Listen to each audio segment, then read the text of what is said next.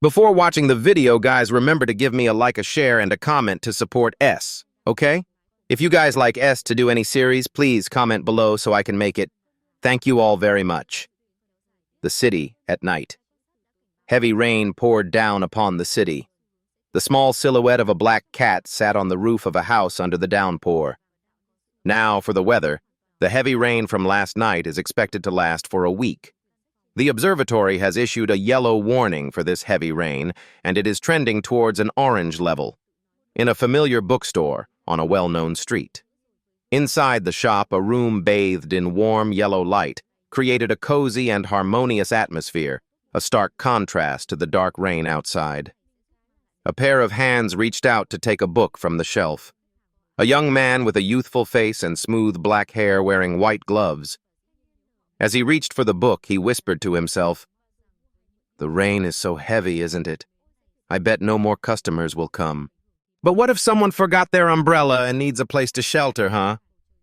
The young man smiled, thinking to himself, "I'm so kind.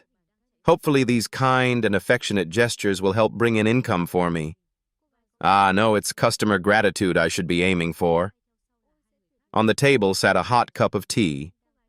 The young man was lost in his thoughts. And of course, if they are moved by my kindness and hospitality, and then buy or borrow a few of my books, oh, that would be great, wouldn't it? In the room, the young man was enjoying himself. Meanwhile, outside, a large, round moon, as if magnified, hung in the sky amidst the heavy rain. A blood-stained sword swung through the rain. Figures were running hastily through the downpour. Several men were urgently chasing a girl. The girl had long ears. One man had his hand cut off by the girl's sword. Following him were two others throwing knives at her. The girl waved her hand. A red light repelled the two incoming knives, sending them back towards the two men. One of the knives pierced the forehead of one of the men. He died instantly. The girl, like a ghost, appeared behind the remaining man.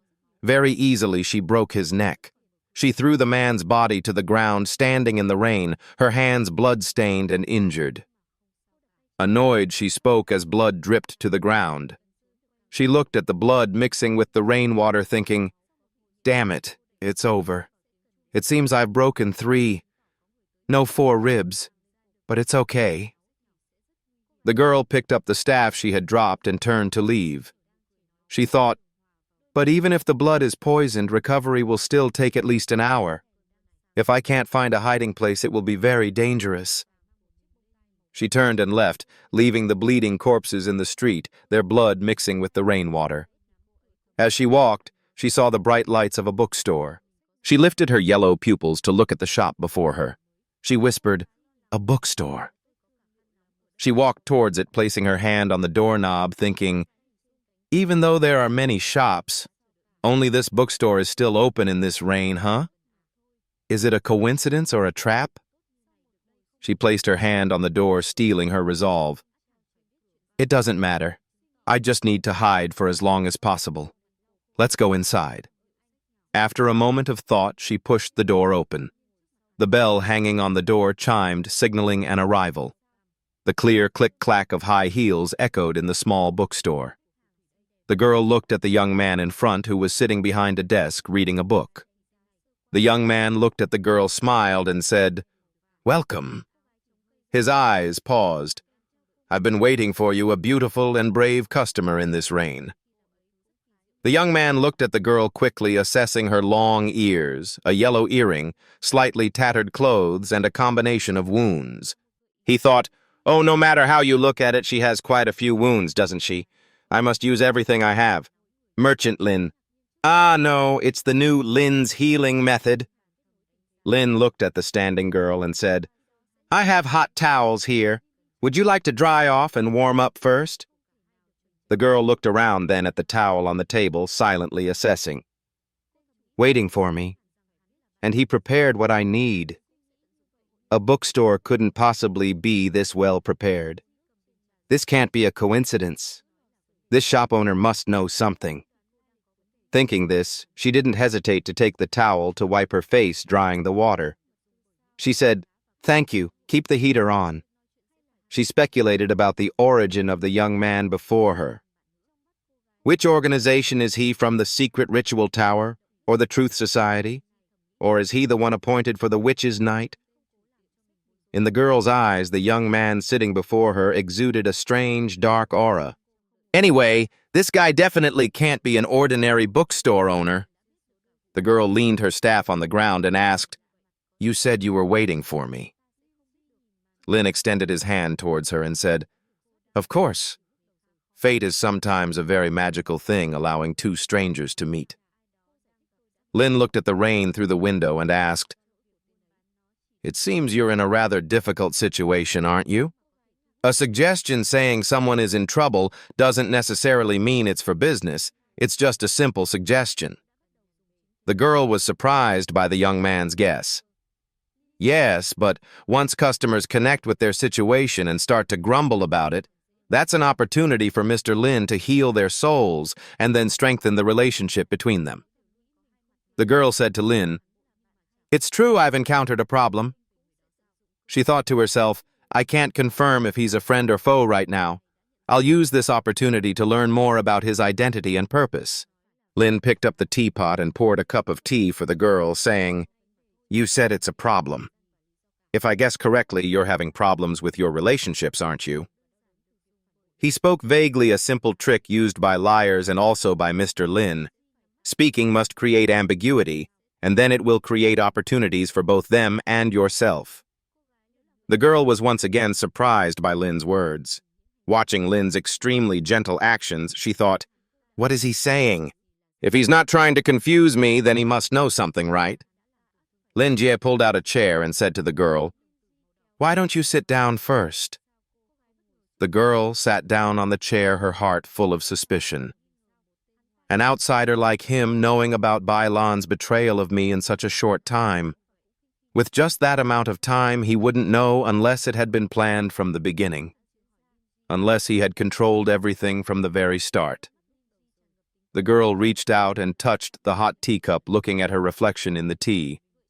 She explained, "I was betrayed. Everything. It was all his fault. The birth of the mirror technique. It's like a demon beast's egg that can attract other souls. Because of them, years of friendship were replaced by greed and desire for fame and fortune. From those things, they began to use their own power to wipe out their former allies. How pitiful." Lin Jie listened, his heart stirred. Or is it cruel? All right, the more cruel it is, the easier it will be for me to exploit it. No, to fix it. Lin Jie casually held his teacup and said, "Everything always has two sides.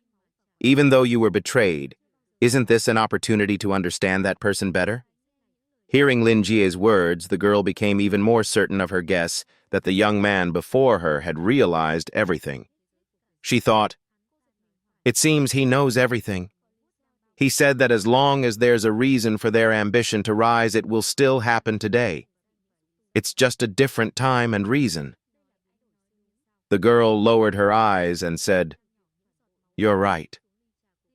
But I was very sad and hurt by this betrayal. So what about realizing their baseness?" Lin Jie closed his eyes and thought. He thought to himself, "Very painful, huh? I understand. That traitor hurt her. If so, then let's use this eloquent tongue to enlighten her." Thinking this, Lin Jie immediately said, "Of course there is. Now you know what is real and what is false. You won't feel pity for those who hurt you anymore." Lin Jie's eyes flashed with red pupils. "Even if they were people close to you?" The girl was surprised by Lin Jie's words, thinking, "So this is what he was waiting for from me. He wanted to use me to fight against those hunters. He is indeed very cunning and shrewd, and also despises the hunters. This shop owner might be a high-level blood mage." The girl hesitated and asked Lin Jie, "Then, what do you think I should do?" Lin Jie's eyes were filled with calculation. He said, "It seems they have all lost their humanity. Retaliate enough." 3 suggested targets.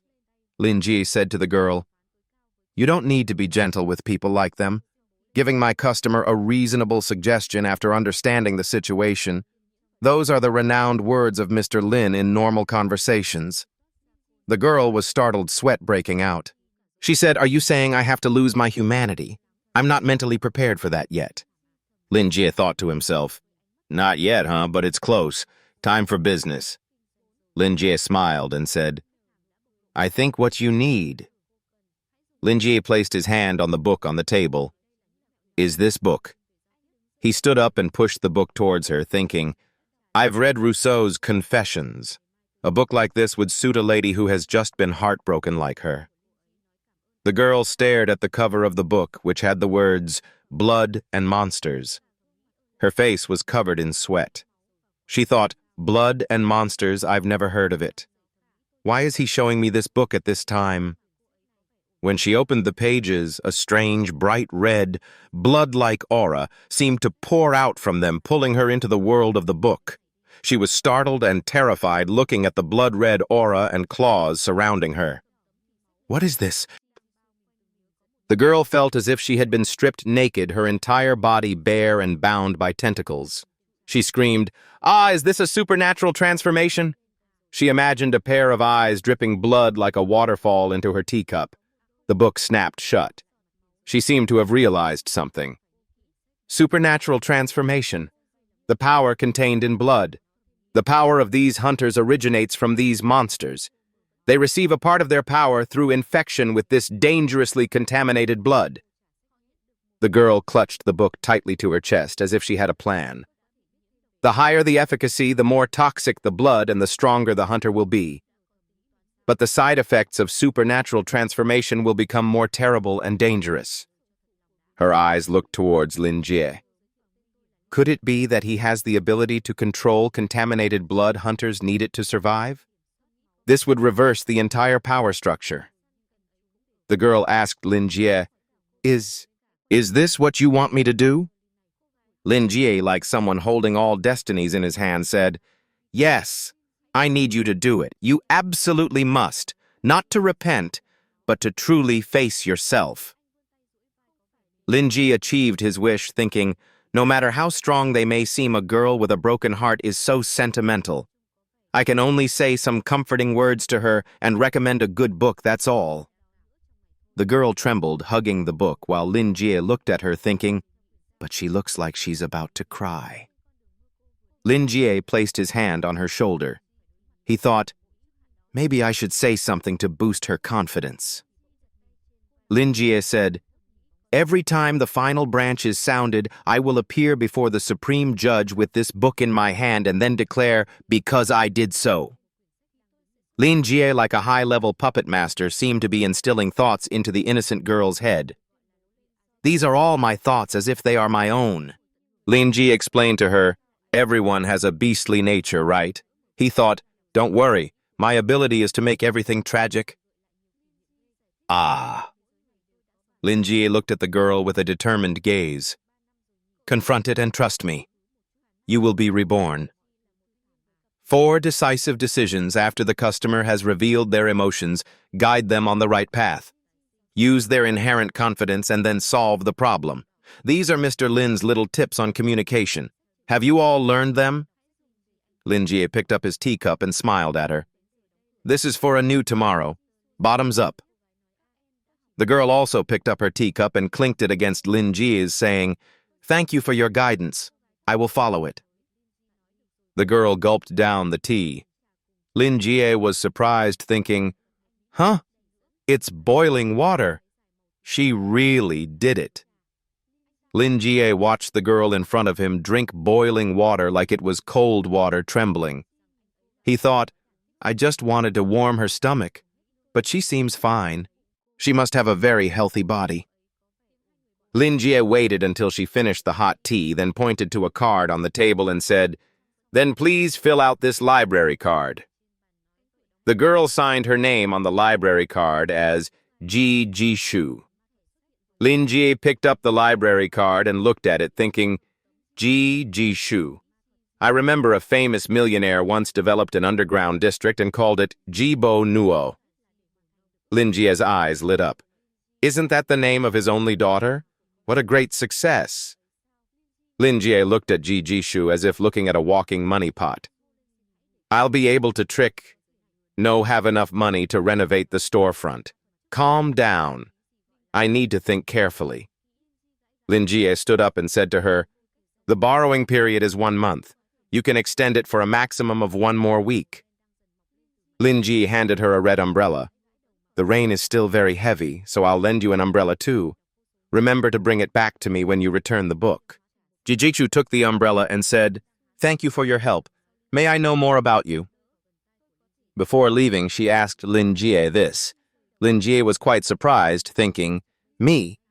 Why, I didn't accidentally flirt with her, did I? Did she? Ah, no, I must answer truthfully. Lin Jie extended his hand towards her and introduced himself. My name is Lin Jie. I'm just an ordinary bookstore owner. After getting her answer, the girl turned and left. She thought, it seems he doesn't want to reveal his true identity, but he's on my side, right? Exiting the door, she opened her umbrella, turned back slightly to look at Lin Jie and said, well then, Mr. Lin, have a good evening. Lin Jie waved goodbye, a friendly smile on his face. Yes, be careful. Please come again. The bell on the door chimed as it closed. Lin Jie sat under the lamplight like a star in the spotlight. He stretched his arms and shoulders. It seems I did a very good job. Helping people every day makes me feel great. He thought to himself, maybe that's why I was transported to this world. He stood up. I should clean up and prepare for the next customer, huh? If there is anyone else today, that is. Meanwhile, Ji Jishu, holding her staff, opened her umbrella and carrying the book Blood and Monsters, walked away. Walking along the rainy path, she thought, what a terrifying person. Does he want me to confront those traitors before the deadline? Please come again. As the girl was walking, she suddenly flinched. She gripped her staff tightly, looking in alarm at a blurry figure in front of her. Just ahead on her path, a person also holding an umbrella stood in the rain, their figure indistinct. In the person's hand was also a book, and they were looking at her. The city was enduring a torrential downpour with a huge moon in the vast sky. This place was called the Azir Norzin continent. Lin Jie was still enjoying himself in his bookstore. He took another book down from the large bookshelf. Opening the book and skimming a few lines, Lin Jie thought, seeing this book brings back many memories. When I was transported to this world, I lived in a city called Norzin. It's been 3 years already, hasn't it? Flashing back to the past at that time, Lin Jie was a young man with thick glasses on his eyes, flipping through books in the library. It was 2017 in the university library. Lin, a professor of folklore. A girl with red hair and yellow pupils wearing a short skirt was also taking books from the library shelves. She asked Lin, who was reading, Lin, you haven't left yet. Mr. Lin, it's almost closing time. Lin waved his hand at the girl and said, I just want to read it a little longer. Why don't you go ahead, I'll close up. The red-haired girl waved goodbye to Lin and said, all right then. See you tomorrow, Mr. Lin. As she left the library, the red-haired girl met another beautiful black-haired woman. The black-haired girl, wearing a long purple dress, asked the red-haired girl, it's late, isn't it? Is he still in there? The red-haired girl said, thanks for coming. Mr. Lin loves books so much. I heard he's an eccentric who likes to collect books. He spent all his salary on buying books. Huh, really? That's a bit too much, isn't it? The sound of their whispered conversation reached Lin's ears. He let out a sigh. Phew. That year the moon was still as big and round as it was now, hanging high in the sky. The door closed with a click. Lin Jie looked around the library. In the middle of the bookshelves, a magic circle appeared. The magic circle was yellow. It covered almost half the library. Lin approached and stood next to the magic circle. He whispered, with this, the preparations for the ritual are complete. Lin Jie thought to himself, I know that to achieve this dream is like a dream itself. But if there's any glimmer of hope, I'll do it at any cost. Lin Jie squatted down and touched a spot near the center of the magic circle. He shouted, "Please let me have all the books in this world." After Lin Jie said that the magic circle in front of him didn't change at all, he fell silent. Lin Jie scratched his head and said, "Every day it's still just this leisurely lifestyle." Lin Jie muttered to himself, not noticing that behind him a black liquid was gradually rising from the ground. Lin Jie stood up, scratching his head. "But it's okay. I can freely change the bookshelves and read countless books." The black liquid transformed into a giant monster like a snake with its mouth wide open standing behind Lin. Its mouth exhaled close to Lin's ear. Only then did he startle and realize. He turned his head to look only to see that the library door was tightly shut. Now right in the crack of the door, an eye grew out with a strange yellow light. Lin Jie was slightly panicked and backed away. And sometimes healing customers' souls, too. The pleasure of being a life coach is so leisurely. At that moment, Lin had touched that door, and so he was here. And right now, Lin was casually holding a teacup, taking a sip, reading a book, and thinking, even though I haven't had customers for a while, my communication skills are still good, aren't they? Not too bad. I wonder how happy she'll be today. I can't do anything. My hands are stiff. Every day, it's still just this leisurely lifestyle. But it's okay. I can freely change the bookshelves and read countless books. Lin's mood was extremely cheerful because he had fulfilled his wish of reading countless books. He thought, and sometimes healing customers' souls, too. The pleasure of being a life coach is so leisurely. Lin Jie put the teacup down on the table. He pondered, even though I haven't had customers for a while, my communication skills have always been good, haven't they? Not too bad. Lin Jie sighed with relief. I wonder how happy she will be today. While Lin Jie was sighing with relief in the shop, pleased with serving a customer, Ji Jixu outside was wide-eyed, staring at the black shadow in front of her. She thought she was about to be attacked, but the man in a black cloak holding a book and an umbrella in the rain looked at her and then walked past Ji Jixu. Ji Jixu could only stand still, leaning on her staff, unable to do anything. She thought in panic, I can't do anything. My hands are completely stiff. At this moment, the man who she thought had walked past her stopped. He said, Oh, so it's that book. What a lucky fellow. Hearing the other person speak, Ji Jixu felt as if a giant python was flicking its tongue ready to bite. Ji Jixu trembled and slightly raised her head, but the other person just held the book and calmly walked away. After the man left, she sighed in relief. Ji Jixu threw her umbrella to the ground. She sat down on the ground, leaning against the wall, thinking, was that him? Impossible. Wasn't he? That man, the man walked to the front of Lin's shop. The door was pushed open again. The bell chimed. Lin said again, Welcome. When he saw the man, Lin said, Oh, it's Mr. White. Did you come to return a book? The man took off his hat, revealing platinum blonde hair and a long beard. He wore a black mask on his face. The man holding his hat walked towards Lin and said in a deep voice, Can you call me by my real name, Mr. Lin? Lin was a little scared and said, Of course, Mr. White. The man said, So you have a new customer. You lent her a rather popular book. The two of them in the bookstore exchanged a few words. I just thought it suited her. Ah, yes. This is the book you lent me. It will only make you worry more. You don't believe me. I only realized after reading them. That one is a bit profound, and it's like a complete version of a vast world from life and death from beginning to end. With my limited comprehension, it's a bit hard to imagine how amazing that person would be to accomplish such a great feat. Yes, you are truly a giant. A giant? Ji Jixu outside heard the conversation between the two people inside the bookstore and trembled. I was right. That's the bastard, the faceless black scourge Frank White. That cruel sorcerer. Aberrants are divided into 4 types. AK classified by DHTK, Panic D, Cruel H, Indescribable. Frank White the Faceless is a cruel black sorcerer.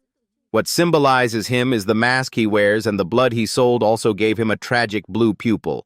He once fought one of the 10 paladins from the tower and then raised an entire area of 10,000 kilometers. That's how he earned the title Cruel. There aren't even 10 cruel aberrants in the Northern region, but if you count all of Azir, there are only about 100. Jijichu placed her hand on the wall, her strength causing a part of the wall to crack. She smiled and thought, he can talk to an aberrant of the same level. Well, it seems I've met an extraordinary person. She picked up her umbrella and then left. Inside the bookstore, Lin Jie was selecting books for the man. He said, "Hey, old White, you don't look too happy. If you need my help, don't hesitate to ask." Lin Jie thought to himself, "Old White, one of the regulars at my small shop. I've directed all his visits here. It seems right. A lonely person also needs some friendly concern." White was sitting there drinking tea, waiting for Lin to choose books. From what I know, he has 2 children, but they don't treat him very well. His lover abandoned him, and his colleagues are afraid of his appearance. That's why he's always alone.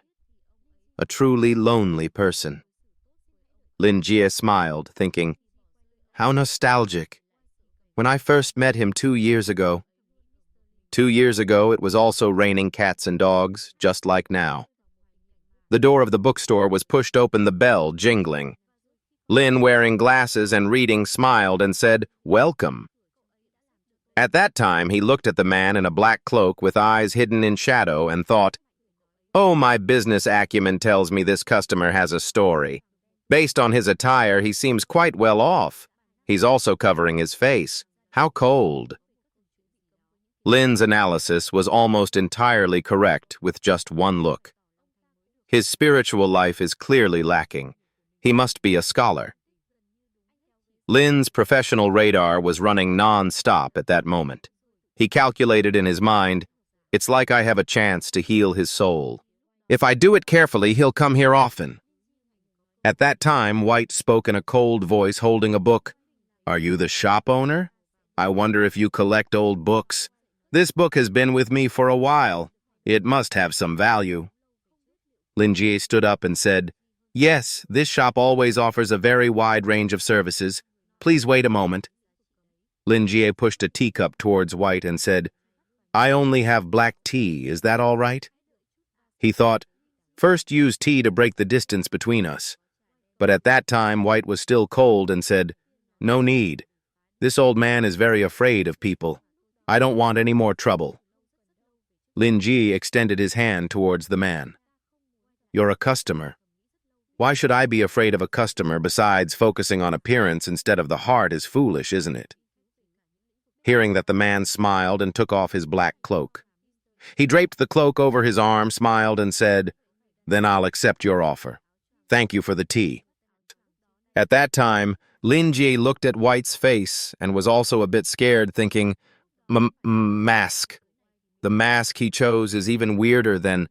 It seems he uses it to hide the wrinkles on his face. It's okay, I don't need to delve into it. Lin Jie picked up the book the man had brought and thought, based on his book, he has studied many types of languages, hasn't he? He's also quite perceptive and a linguist, so I should focus on that. White put the teacup down on the table and said, "Good tea. Thank you." Lin Jie held the book and said, "As long as you're satisfied. The book you brought, it's about strange and dying languages.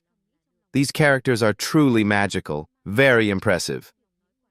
At that moment, White was very startled by Lin's analysis.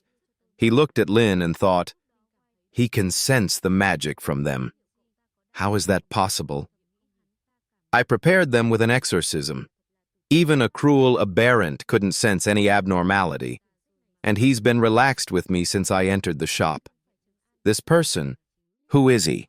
I can't be careless. Even though I can't sense anything emanating from him, this guy is definitely not ordinary. White thought this, but outwardly he said, "While studying languages, I gained a very deep insight. Have you ever studied it? Could you guide me on a few things?" Lin Jie held the book and said to White, I can't claim to have studied it, but I have read about this topic and also have a few books. He thought I knew it. A professional scholar would be familiar with this, but they wouldn't be able to stand not understanding an ordinary person. If so, then suggesting a direction would be good. Lin Jie placed a book and gently pushed it towards White, saying, "If so, then I suggest this one." He calculated in his mind, "It's also called the language of demons and is the most complex dialect in China. You say you're a linguist. Then let's see if you can understand it." The teacup fell to the ground and shattered. White stood up, looking at the book. In his eyes, the book seemed to come alive. He gave a sinister smile. "The language of demons, huh? This is truly demonic." Lin Jie saw White's reaction, clenched his fist, and thought, "All right, I'm great." White looked at the book and smiled. "It's very rare. How did you find it?" Lin heard White's question and fell silent. He thought, "I can't say it. There's no China here. I can only say it like this." Lin Jie began his fabricated journey, saying, "It was a magnificent civilization and one of the languages of that time. It's a pity I can never access it again." Hearing Lin speak, White was even more unconvinced, thinking, "Ancient and magnificent, a forgotten civilization. And he speaks with such longing, it's as if he has a connection to that civilization. Even at this distance, it's terrifying. What a perfect civilization." Now, in White's eyes, Lin Jie was like a god of darkness. He thought, "How interesting. How terrifying is he?" Lin smiled and extended his hand towards White. "Yes. What should I call you, esteemed customer?" White placed one hand on his chest, the other behind his back, and bowed in a gentlemanly manner, saying, "I am Frank White. It doesn't really matter. May I know your name?" Lin Jie said, "My name is Lin. I'm simply a bookstore owner, so you don't need to be so polite." "Old White? Old White," White repeated, startled. Currently, White was saying, "It's nothing." That sentence pulled Lin from his thoughts.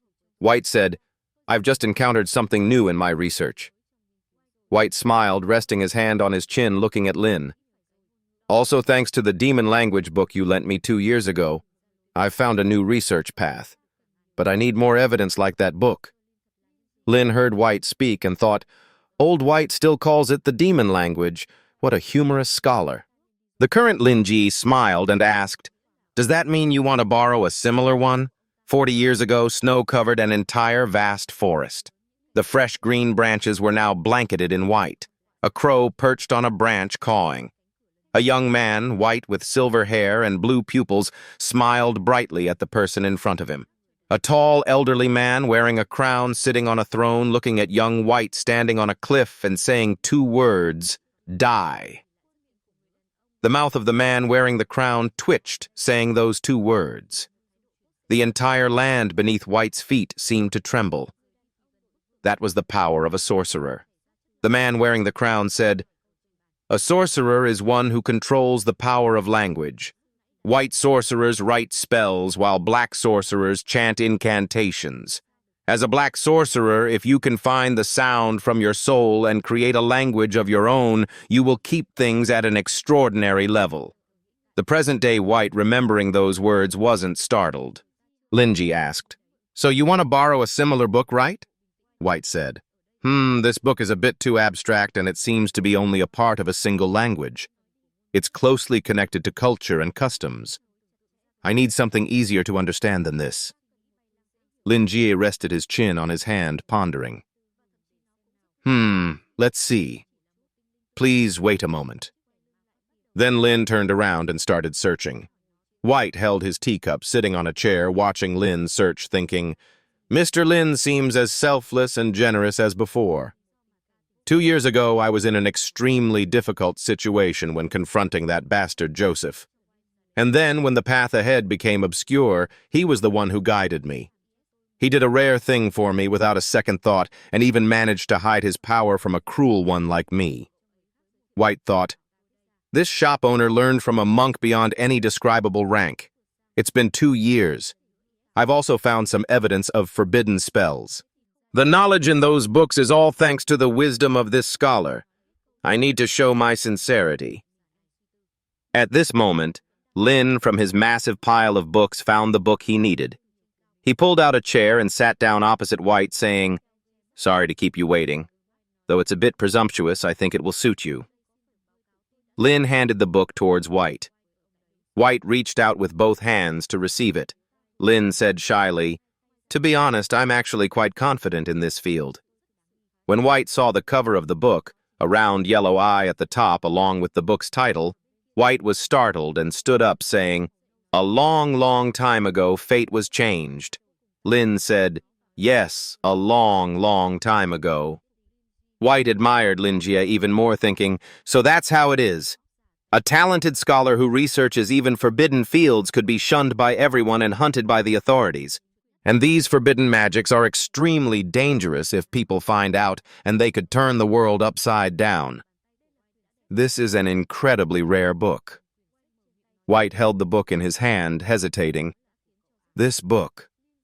It seems it's yours," Lin said. "It's one of my favorite books, and I created it a long, long, long time ago. I'm quite confident about this one, you know." White was startled again, thinking, a long, long time ago fate was changed, so that's how it is. A talented scholar who researches even forbidden fields could be shunned by everyone. That's why Mr. Lin has to hide. White hesitated. "This book. It seems it's yours," Lin Jie said. "I had an accident at that time, so I couldn't publish it yet. So I only have this one copy." Lin cried, tears streaming down his face internally, thinking, yes, if I hadn't come to this world, I could have gained some fame with those professors or something else with this folklore storybook. Because I missed my dream. Lin Jai's hand clenched tightly, trembling non-stop, making White, who was sitting opposite, a little scared. Lin Jai said, "But we've known each other for a while, so I'll lend it to you. Of course, if you don't trust me, I can also suggest other books." White, for the nth time, hesitated, saying, "Let's see."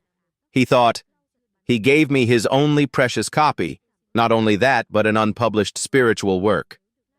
White said, "Thank you very much for your generosity. It would be a great honor to read the book you made." White thought to himself, what does he want from me? White hugged the book to his chest and said, "What a priceless book. I imagine if it were your wife's achievement and you gave me such an important thing, I would feel a little uncomfortable." White thought, is he using me as a test subject? Meanwhile, Lin was thinking, old White is really too kind. So he's interested, huh? But he doesn't want to borrow this book after knowing it's my only one. I have to reassure him. Lin patted White's shoulder and said, "Don't worry, old White. I'm sure you'll help it gain more value. Only when someone sees my work will it help my research gain value. As for this book, it's not important to me anymore." Lin looked at the pile of books and said, "Now I have a whole treasure trove, but I can't republish them all at once, and my knowledge won't be lost. The only things they can take away are my fame and fortune." Lin smiled, glancing at White, "And those things are useless to me anyway. You understand, right, White?" White turned his head, quite startled by Lin's words. Lin was quite satisfied with his reaction, thinking, my old White understands now. This will be the last time I save this soul. As a scholar and a homeless person, I'll need more fame and fortune to fill this empty heart." Lin Ji smiled mysteriously. He looked at White and thought, but that kind thought is a disease for an old man like you. It will worsen your health. So I'll give you this opportunity to connect with people more, feel their concern, and cooperate once again. How about it, old White? Do you understand my intentions? Perhaps from Lin's eyes, White read that thought. He stood up and said, "I understand. Thank you for guiding me." He thought, fame and fortune are useless. Is he warning me not to tell anyone? But Lin sat down on the chair, scratching his nose, and said, "If you think it's okay, I'd be very happy if you recommended it to everyone." White smiled. "All right, I'll do my best." He stood up, turned, and left, thinking, it seems this is the price Mr. Lin wants me to pay. He wants my help to spread this. He put the book in his bag, put on his hat, and left, thinking, if I need to spread the word about this content and not reveal his identity, I'll have to read it very carefully before circulating it. But a small black hole formed in White's hand. He said, "Thank you for your guidance over the years. This is a small gift for your sincerity. I hope you'll accept it." On the table, a statue of a monster with 2 large wings squatting appeared. Lin Jie was quite surprised. He was startled. "Is that a gargoyle?" White placed one hand on his chest, bowed his head, and said, "It's nothing compared to what you've done for me, but please accept this token of my gratitude. When I graduated, I also received a gargoyle from my teacher. They all rated it quite highly. It has very high magic resistance and thick skin. Its teeth and claws are as sharp as razors, and it can fight intelligently. It's completely different from those elite but chaotic knights." Lin Jie picked up the monster statue, quite pleased, thinking, how skillful and detailed. It looks like it's alive. Even if we don't talk about its price, this item is very precious to me. I can feel an ability to repel miasma. A gargoyle should have a similar ability to Exganang, right? And it's from Old White. I should accept this. Lin touched the monster's wing and said, "What an exquisite piece. It suits me very well. I'm really looking forward to what you'll bring next." White bowed his head and said, "It's good that you like it." He thought, yes, it's just a panic-level gargoyle. A random book from an amazing person like Mr. Lin could buy 1,000 similar items. Mr. Lin is so merciful. He praised me and even cared about my feelings. This time, White truly turned to leave. I should go. Next time, I will definitely bring a gift that can satisfy you. His eyes lit up, thinking, it will be a gift of the highest level. Lin waved goodbye, saying, I'm looking forward to it. See you later. White waved and left. The door closed again. Lin in the room looked at the monster statue, pondering. So Old White will give me another one to make a pair? How great. But is this one male or female? Lin Ji pondered. How wonderful. It's like it's invigorating, and its threat level is terrifying. Lin stretched his arms and said, I guess that's it for today. Maintaining a good attitude will bring more luck to oneself. Just as Lin Jie was about to leave, a stream of black gas suddenly flowed out from the statue on the table, followed by a black liquid. As the liquid spread across the table, Lin Jie startled his eyes wide, saw that the statue had melted into a black puddle, forming the words, Long time no see. Lin Jie was quite startled. Is it you? He backed away slightly, staring at the words formed by the black ink. You. Lin Jie broke out in a light sweat, frowning at the words on the table, thinking, Are you the one who brought me to this world? It's been 3 years and I haven't spoken to you at all. Lin Jie sat down on the chair with a calm demeanor. Your appearance here means it's time for me to pay the price, right? Just say it. What do you want me to do? Lin Jie silently imagined the price he would have to pay, his thoughts wandering. His appearance helped me achieve my dream, and he even seemed quite friendly.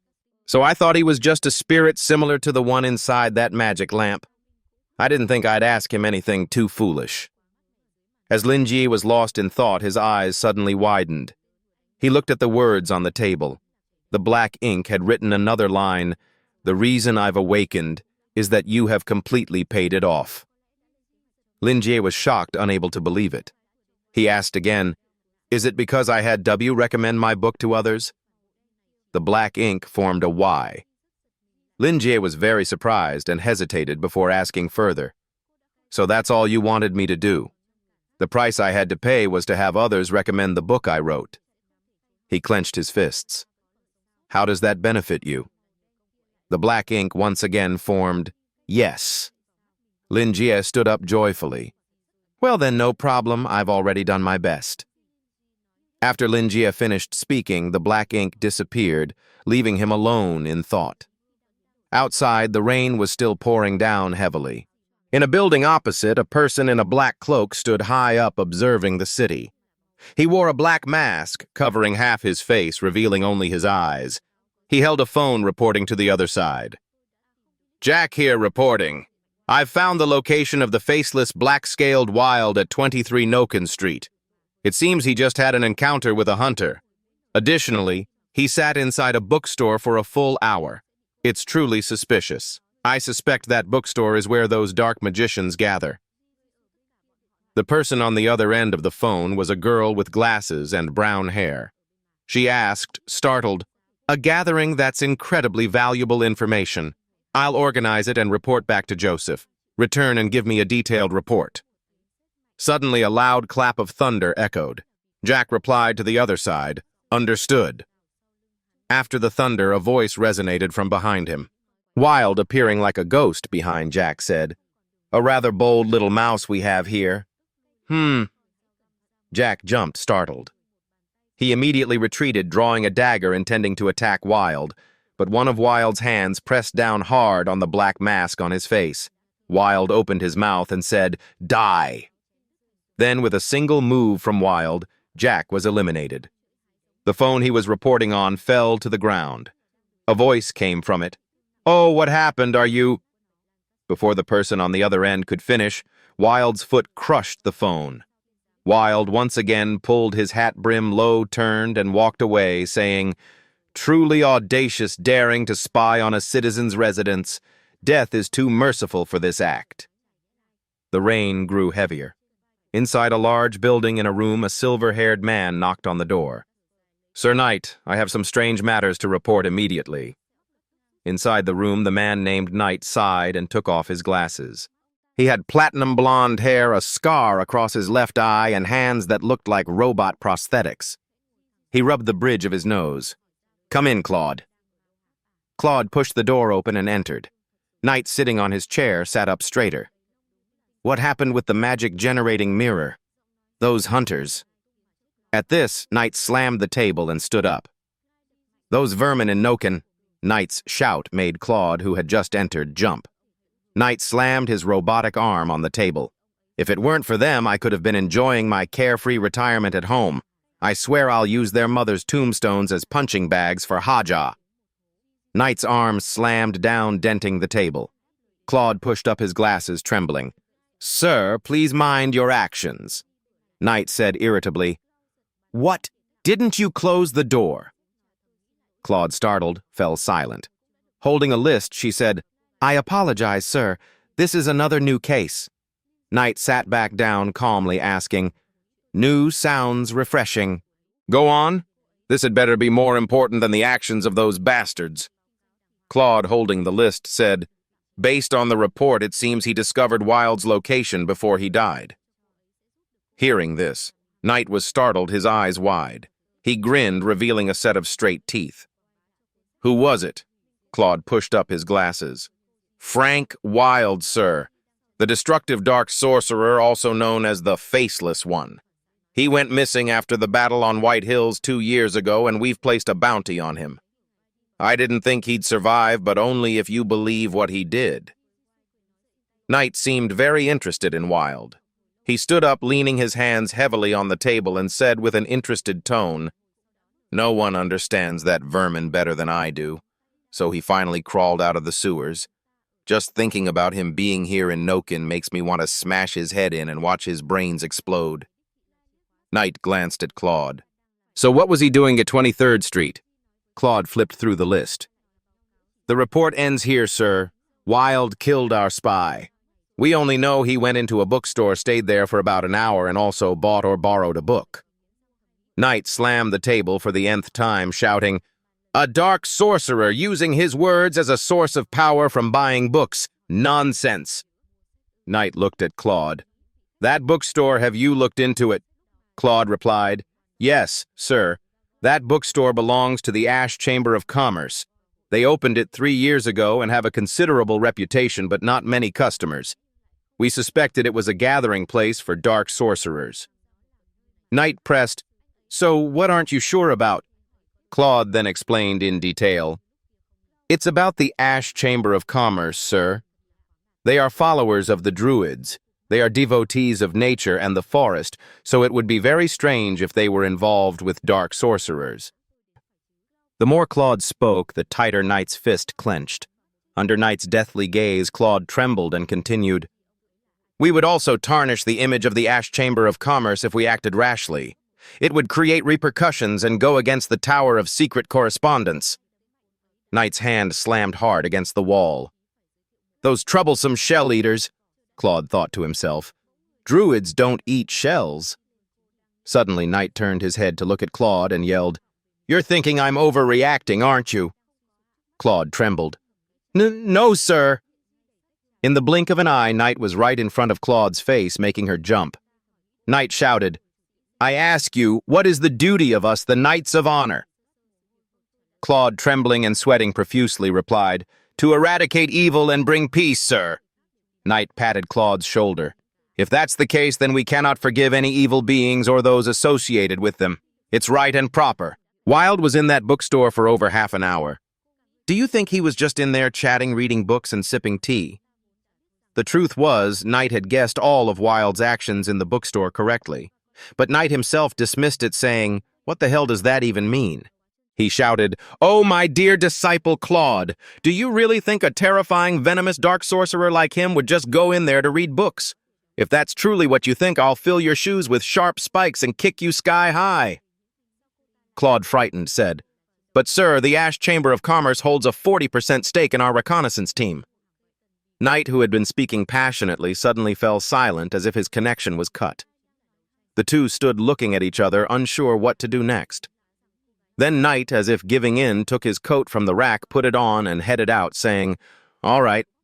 In that case, I'll go myself. I'll personally find out what's so special about that bookstore." Claude bowed her head. "Yes, sir." Knight stepped out of the room and walked down the long corridor of the base. The corridor was rather dim and mysterious, but there were people walking around. When they saw Knight, they bowed their heads.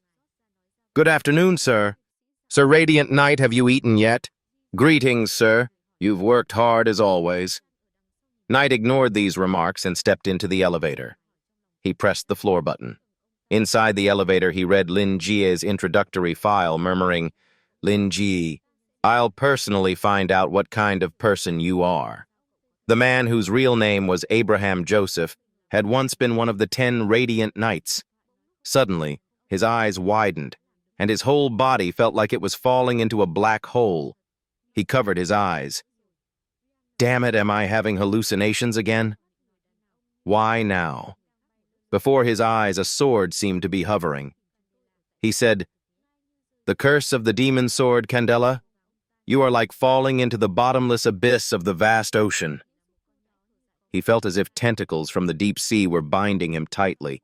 Those tentacles seemed to have eyes, noses, and mouths staring at him. Then a man in armor with flowing blue hair appeared and pressed down on his mouth and nose, preventing him from breathing. His whole body plunged into the endless depths of the sea. Suddenly he jerked his eyes, flying open. He stood in the rain, gasping for breath, as if he had been brought back to life. Standing in the heavy rain, Knight whispered, "It's here. Damn. It seems I can't get to that bookstore today. Damn it." Knight spread out his hand, catching the raindrops, thinking the sword, Candela. Because of its horror and the death of its original owner, it carries an extremely bizarre curse that can drive people mad. Only truly strong and upright knights can maintain it with a perfect mind and will. Knight clenched his fist. And now it's here before I could find a suitable successor. The man's face, drenched in rainwater, whispered, "The invincible blazing knight. How unbelievable. Now I'm merely an old man." Knight walked through the rain, cursing under his breath, "Damn it all." Meanwhile, elsewhere, the body of a man with a severed hand lay in the rain. A person in a black face-concealing cloak said in a gruff voice, "Unexpectedly, they've made such a mess." The man was Helix, captain of the White Wolves. Helix spoke, "It seems we underestimated that girl. After all, a second ranker isn't easy prey, is she? After confronting that, I wonder what my comrades will do next. Casper." Elsewhere, a pair of shoes stepped onto this land. Ji-Shu, leaning on a staff with a cloak over her shoulders, looked at the building in front of her. She lifted her golden pupils, observing everything around her. She was the former second rank of the White Wolves Ji-Shu. Right behind her, assassins appeared attacking her. A voice rang out, "Die monsters!" The assassins exploded and died. A young man holding a weapon like a nail attached to a chain appeared behind Ji-Shu. The young man said, "Ma'am, it has been confirmed. Sir Helix has indeed created the mirror. He has lost his composure and started slaughtering hunters." Ji-Shu clenched her fists. So, it was him. The young man behind Ji-Shu said, "Ma'am, they have been surpassed. Helix has also formed an alliance with the third-rank Casper. I fear his attacks won't stop here." At this moment, a stunningly beautiful woman with an ample chest, dressed very revealingly in the rain, appeared. She carried a spiky weapon on her back and held a captured assassin in her hand. Helix is too strong. He's the closest to panic rank in the White Wolves. And Casper has trained countless hunters too. They've probably been planning this for a long time. The newly arrived girl with pink hair and an eye patch on one side said irritably, "The only reason you were betrayed like this is because of that damn wrongdoer." Ji-Shu turned her head and winked at the newcomer Qing-yin. "You haven't changed our uniform, and have even hindered many wanted individuals. If it were just me, I might not have been able to escape. The reason I'm still alive and standing before you is all thanks to you." Qing-yin hesitated. She could hardly believe her eyes at the change in the person before her. It was truly impressive. I don't know what she's been through, but since she returned, she's been able to nullify the side effects of the tainted blood and maintain her sanity while transforming into a higher form. She's even surpassed what a hunter can do. And that pure yet swift and brutal form.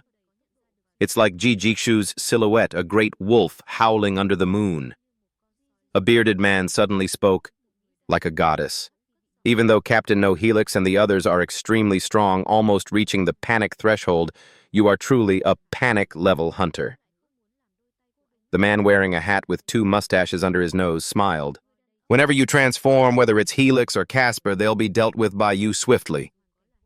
The one who just spoke was the White Wolves' strategist Ran, nicknamed Cowardly Rat. Ji-Shu and all of them laughed and joked while she silently thought, "It'll be fine. She'll always need people like him by her side. At least I can trust him with the loyalty represented by the sigil bound to his soul." Qing-yin and Mac are still enduring the collapse from creating the mirror technique. Ji-Shu looked at the 3 of them and said, "Perhaps it's because of the sigil created by the white sorcerers at the Hallowed. We all possess this tainted blood, and by defeating those brutal monsters, we hunters will have no way back." Mac spoke up, "Understood." Qing-yin added, "Please be careful." Ran smiled. Under Ji-Shu's leadership, the 3 walked through the rain, weapons in hand. "All right, let's go. This will be our final battle." At the church gate, shink with a few sword slashes, the tightly shut church gate was sliced into pieces. Ji-Shu led the 3 inside. A corpse pierced through the chest by a scythe resembling death's was dead and hanging suspended. The heavily injured person was the 3rd rank of the White Wolves, Casper. Qing-yin, the defender, raised her weapon. "Casper, is it just you? Where's Helix?" Casper, suspended, smirked, fresh blood trickling from the corner of his mouth. "Heh." Ji-Shu immediately rushed forward, blocking Qing-yin behind her. "Something's not right. Could it be?" Ji-Shu placed her hand on Casper's shoulder. Suddenly, the weakening Casper threw his head back and screamed loudly, blood all over his face. Ji-Shu immediately shouted, "Syringe, quickly!" Mac instantly pulled out a syringe. "Understood." Qing-yin beside them covered her mouth, watching the scene. The syringe was injected into Casper's chest. Casper's whole body trembled, his eyes wide, ceaselessly repeating, "Heh, heh." Ji-Shu gripped Casper's clothes. "Answer me. Where is Helix?" Did he take the mirror-creating artifact? Casper's whole body grew fur like an ape. Casper whispered, "The saint will come." Then Casper exploded and died, blood splattering everywhere, even on Jijishu's face. Jijishu, furious, punched the wall hard. Mac from behind said, "Ma'am, why don't we try asking Mr. Haywood? As a sorcerer of the hallowed, he wouldn't refuse to help." Jijishu said, "I don't need to." Qingyin continued scouting with Mac. Qingyin replied, "Yes, ma'am." Jijishu said to Ran, "Ran, come with me." Ran replied, "Where to?" Jijishu struck her staff on the ground. 23rd Street. Meanwhile, Lin Jie gently placed his teacup on the table. He sipped his hot tea while flipping through a book, thinking another day without customers. It's been 3 days since Old Wild and Miss G came here, but still no new customers. Lin Ji took a sip of tea, remembering the girl he met back then. I feel puzzled about that stern-faced girl. Thanks to her, I received funding to open this bookstore, a proper business registration certificate, and even a temporary residence permit. Lin Jia's thoughts wandered. I hope the book I recommended will help her a little. I bet there won't be any more customers in this weather. It's best to think of ways to promote this book. I can't bet on a situation like Miss G's again. Just as Lin Jie was feeling dejected about the lack of customers, the door was pushed open again. The bell chimed. Lin Jie reflexively said, "Welcome." The door closed with a click. A girl with short, shoulder-length hair wearing an off-shoulder dress walked in. The girl revealed a delicate face. It was none other than Jijishu. Jijishu smiled. "Excuse me, Mr. Lin." Elinji was also stunned for a long moment because the girl's face before him was vastly different from their last meeting. After a moment of surprise, he smiled. "Oh, it's Miss G, welcome." Lin Jie thought to himself, "The devil's words. Isn't this an omen that my business will prosper? This young lady is definitely the key to my wealth. I must do well." Lin Jie said to her, "I didn't expect us to meet again after only 3 days. You're the first person to revisit this humble bookstore in such a short time." Hearing Lin Jie's words, Jijishu clenched her teeth, thinking, "It seems Mr. Lin is very disappointed in me. I received such thorough guidance, yet I couldn't finish it cleanly, and now I'm asking for help again. Am I perhaps one of his most useless customers?" When Jijishu opened her eyes, she saw the gargoyle statue on the table. She jumped, startled, thinking, "Is that a sorcerer's gargoyle?" It's not moving, but it's emitting an incredibly strong sense of threat. Even though he's trying to pretend to be an ordinary person, he still displays an item like this. Is he trying to comfort me, Will? He treat me with the same magnanimity and cheerfulness as before? Even if I'm as weak as a child? How generous. Thinking this, Jijishu lowered her eyes sadly. "I'm sorry for disappointing you." At this moment, Ran from behind interjected, "Boss, is this the place you brought me to?" Ron entered and looked around, thinking, a bookstore and an ordinary person. Lin Jie then asked, "Miss G, who is he?" Jishu pointed to Ron behind her and introduced, "He is my subordinate and also very loyal, so don't worry." Hearing this, Lin Jie thought, poor thing, that bastard made her give up, huh? And she even has to introduce someone as loyal. Wait a minute. If she's seeking revenge, like I said, shouldn't she be more confident? She seems like she doesn't want to reveal the true culprit, he thought, but she's on my side, right? Outside the door, she opened her umbrella, turned back slightly to look at Lin Ji and said, "Well then, Mr. Lin, have a good evening." Lin Ji waved goodbye with a friendly smile. "Yes, take care. Please come again." The bell chimed as the door closed. Lin Ji sat under the lamp like a star in the spotlight. He stretched his arms. "It seems I did a pretty good job. Helping people every day makes me feel great," he thought to himself. Perhaps that's why I was transported to this world. He stood up. I should clean up and prepare for the next customer, if there is one today. Meanwhile, Jijishu, leaning on her staff, opened her umbrella, carrying the book blood and beasts, and walked away. As she walked down the rainy street, she thought, what a terrifying person. Does he want me to confront those traitors before the deadline? Please come again. As the girl was walking, she suddenly startled. She gripped her staff tightly, her eyes wide with alarm at the hazy figure in front of her. Just ahead on her path, a person also holding an umbrella stood in the rain. Their figure was blurry and indistinct, but in their hand they also held a book, and they were looking at her.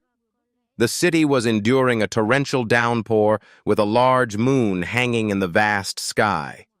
This place was called the Azir Continent Noken. Lin Jie was still enjoying himself in his bookstore.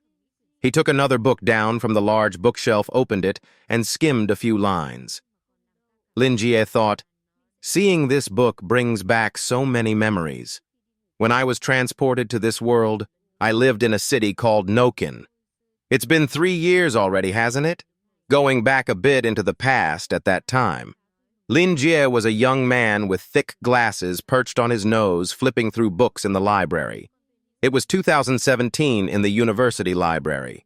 Lin Ji, a professor of folklore. A girl with red hair and golden pupils wearing a short skirt was also taking books from the library shelf. She asked Lin Ji, who was reading, "Lin, you still haven't left Mr. Lin. It's almost closing time." Lin Ji waved his hand at the girl. I just want to read it a little longer. Why don't you go ahead, I'll close up." The red-haired girl waved goodbye to Lin Ji. "All right then. See you tomorrow, Mr. Lin." As she left the library, the red-haired girl met another beautiful black-haired woman. The black-haired girl, wearing a long purple dress, asked the red-haired girl, "It's late, isn't it? Is he still in there?" The red-haired girl said, "Thanks for coming. Mr. Lin loves books a lot. I heard he's an eccentric who likes collecting books. He spent all his salary on buying books." "Huh. Really? That's a bit too much, isn't it?" The sound of their hushed conversation reached Lin Ji's ears. He sighed. Phew. That year the moon was still as big and round as it was now, hanging high in the sky. The door closed with a click. Lin Jie looked around the library. In the middle of the bookshelves, a magic circle appeared. The magic circle was golden and covered almost half the library. Lin Jie approached and stood beside the magic circle.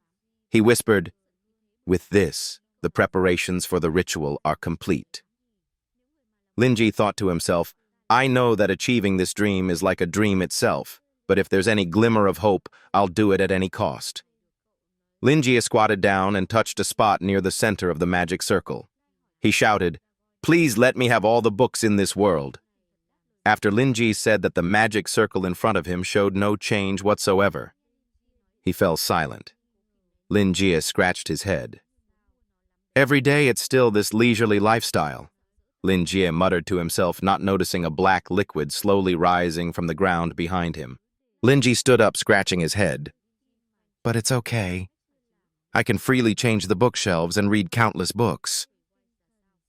The black liquid transformed into a giant, snake-like monster, its mouth wide open, standing behind Lin Jie. Its breath blew close to Lin Jie's ear. Only then did he startle and realize. He turned his head to look, only to see the library door tightly shut. Now, in the crevice of the door, an eye with an eerie yellow light had grown. Lin Jie, slightly panicked, backed away. "And sometimes healing customers' souls, too. The joy of being a mentor, it's so leisurely." At that moment, Lin Jie had touched that door, and thus he was here at this moment. Lin Jie, leisurely holding a teacup, took a sip, reading a book and thinking, "Even though I haven't had customers for a while, my communication skills are still good, right? Not too bad. I wonder how happy she'll be today. I can't do anything. My hands are stiff. Every day it's still this leisurely lifestyle. But it's okay. I can freely change the bookshelves and read countless books." Lin Ji's mood was extremely joyful because his wish to read countless books had been fulfilled. He thought to himself, and sometimes healing customers' souls too. The joy of being a mentor, it's so leisurely. Lin Jie placed his coffee cup back on the table. He pondered. Even though I haven't had customers for a while, my communication skills have always been good, right? Not too bad. Lin Jie sighed with relief. I wonder how happy she'll be today. While Lin Jie was sighing with relief in the shop, joyful from serving a customer, Ji Shu outside had her eyes wide, staring at the black shadow in front of her. She thought she was about to be ambushed, but the man in the black cloak holding a book under his umbrella in the rain looked at her, and then walked past. Ji Shu could only stand still, leaning on her staff, unable to do anything. She panicked, thinking, I can't do anything. My hands are frozen stiff. At this moment, the man who she thought had walked past her stopped. He said, Oh, so it's that book. What a lucky fellow. Hearing the other person speak, Ji Shu felt as if a giant python was flicking its tongue, ready to bite. Ji Shu trembled cautiously, looking up, but the other person just held the book and leisurely walked away. After the man left, she sighed in relief.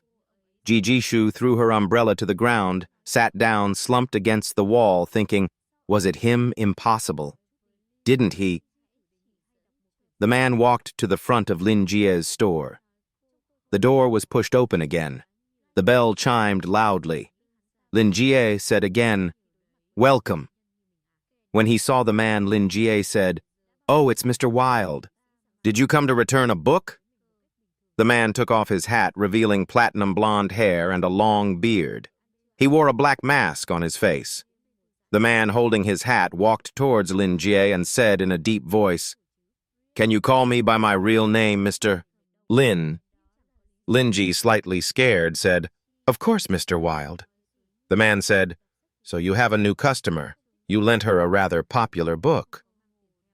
And what she said was that she was disappointed in herself. Lin Jie looked at the dejected girl before him, put down his teacup, and thought, Could it be? Lin Jie pushed the teacup towards her. Did you fail? Ji Shu's whole body trembled. Just as I thought. Shopkeeper Lin knows everything. Thinking this, she briefly recounted the incident. Yes, I failed. He ran away and I don't even know his location. I've asked others to find him, but there's no news yet. Actually, I only fought him 2 days ago. After your guidance, I improved a lot and was able to push him back. The girl sitting opposite Lin Jie trembled as she spoke. But then I realized he already knew he couldn't match me, so he abandoned his comrades and fled. Perhaps I underestimated him. I should have realized when things were going too smoothly. I'm sorry, Mr. Lin, I was too careless. Lin Jie, holding the teapot, poured tea while smiling friendly. No, it's all right. It's not your fault. He took a sip of tea, sweating profusely, inwardly thinking, What is this? Why is she talking about love as if it's a battle? But if what she says is true, then love is like a shopping trip, and a shopping trip can be as stressful as a battle. And by that logic, love is a struggle. Lin Jie looked at the girl in front of him, his mind racing. I bet this girl has used some business terms before, and that's why her description is so odd. This doesn't make sense. So she means she's been arguing with that bastard for 3 whole days, but she only found out his situation at the last minute. But instead, he found a way out for himself. He prepared for it, abandoned his comrades as a distraction, and then escaped with Miss G's money. Lin Jie's mind was racing like this. He continued pouring tea. So I understand everything. He sat with his legs crossed, looking at Ji Shu. Ji Shu immediately smiled. What do you think? Ran from behind, watched the two in front, talking completely bewildered, constantly wondering, what on earth is going on? Outside the walls of the house, rain was falling heavily. The person on the other end of the phone shouted, What did you say? The faceless black-scaled Wild is in Noken. How could you have this kind of information? Rand said to the person on the other end of the phone. Do you doubt what I'm saying? The person on the other end of the phone said, No, of course not. Honestly, Rand, you've done something to relieve us when we still haven't managed it. It will boost morale a lot. Rand smiled and said to the person on the other end of the phone, "Stop the flattery. I want to operate for someone else for a while. So if you need more information, find us in Reality Society." The person on the other end of the phone said, "Thank you for your efforts. This time the target will be," Rand said to the person on the other end of the phone, "just a foolish brat. She used a magical loyalty sigil to reassure herself, but she doesn't know that destroying it is incredibly simple. However, her power is quite interesting." At this moment, a familiar figure appeared. "There you are, little rat." Qing Yin appeared looking at Ran. "Madam is looking for you. Now we will act, and you are now her subordinate, not some insignificant rat. Perhaps you should learn a few rules." Ran scratched his head awkwardly. "Oh, I'm so sorry for keeping Madam waiting. I'll be right there." As he walked, he thought, the ability to freely transform into a supernatural creature. If I find a way, it will become supreme information to destroy all those hunters. With that, even a sewer rat could become king. Ron said, not noticing the rat behind him. Ron smiled, thinking, "Don't disappoint me, young lady." On Ran's side, there was a red mark on his neck synchronized with the Ran on this side. Ran was now standing behind the girl, thinking, why does she show so much respect to an ordinary person? It's as if she's talking to some mysterious god. Jijishu said to Lin Jie, "Please guide me." Lin Jie said, "You don't need to worry too much.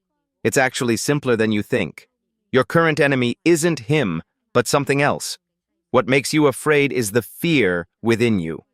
So wait a little longer. Good news will come soon." Ran listened completely bewildered, thinking, what is that Tai Chi lying? Empty words, vague talk, all the tricks of a liar. I know them very well. At this moment, Lin Jie suddenly startled.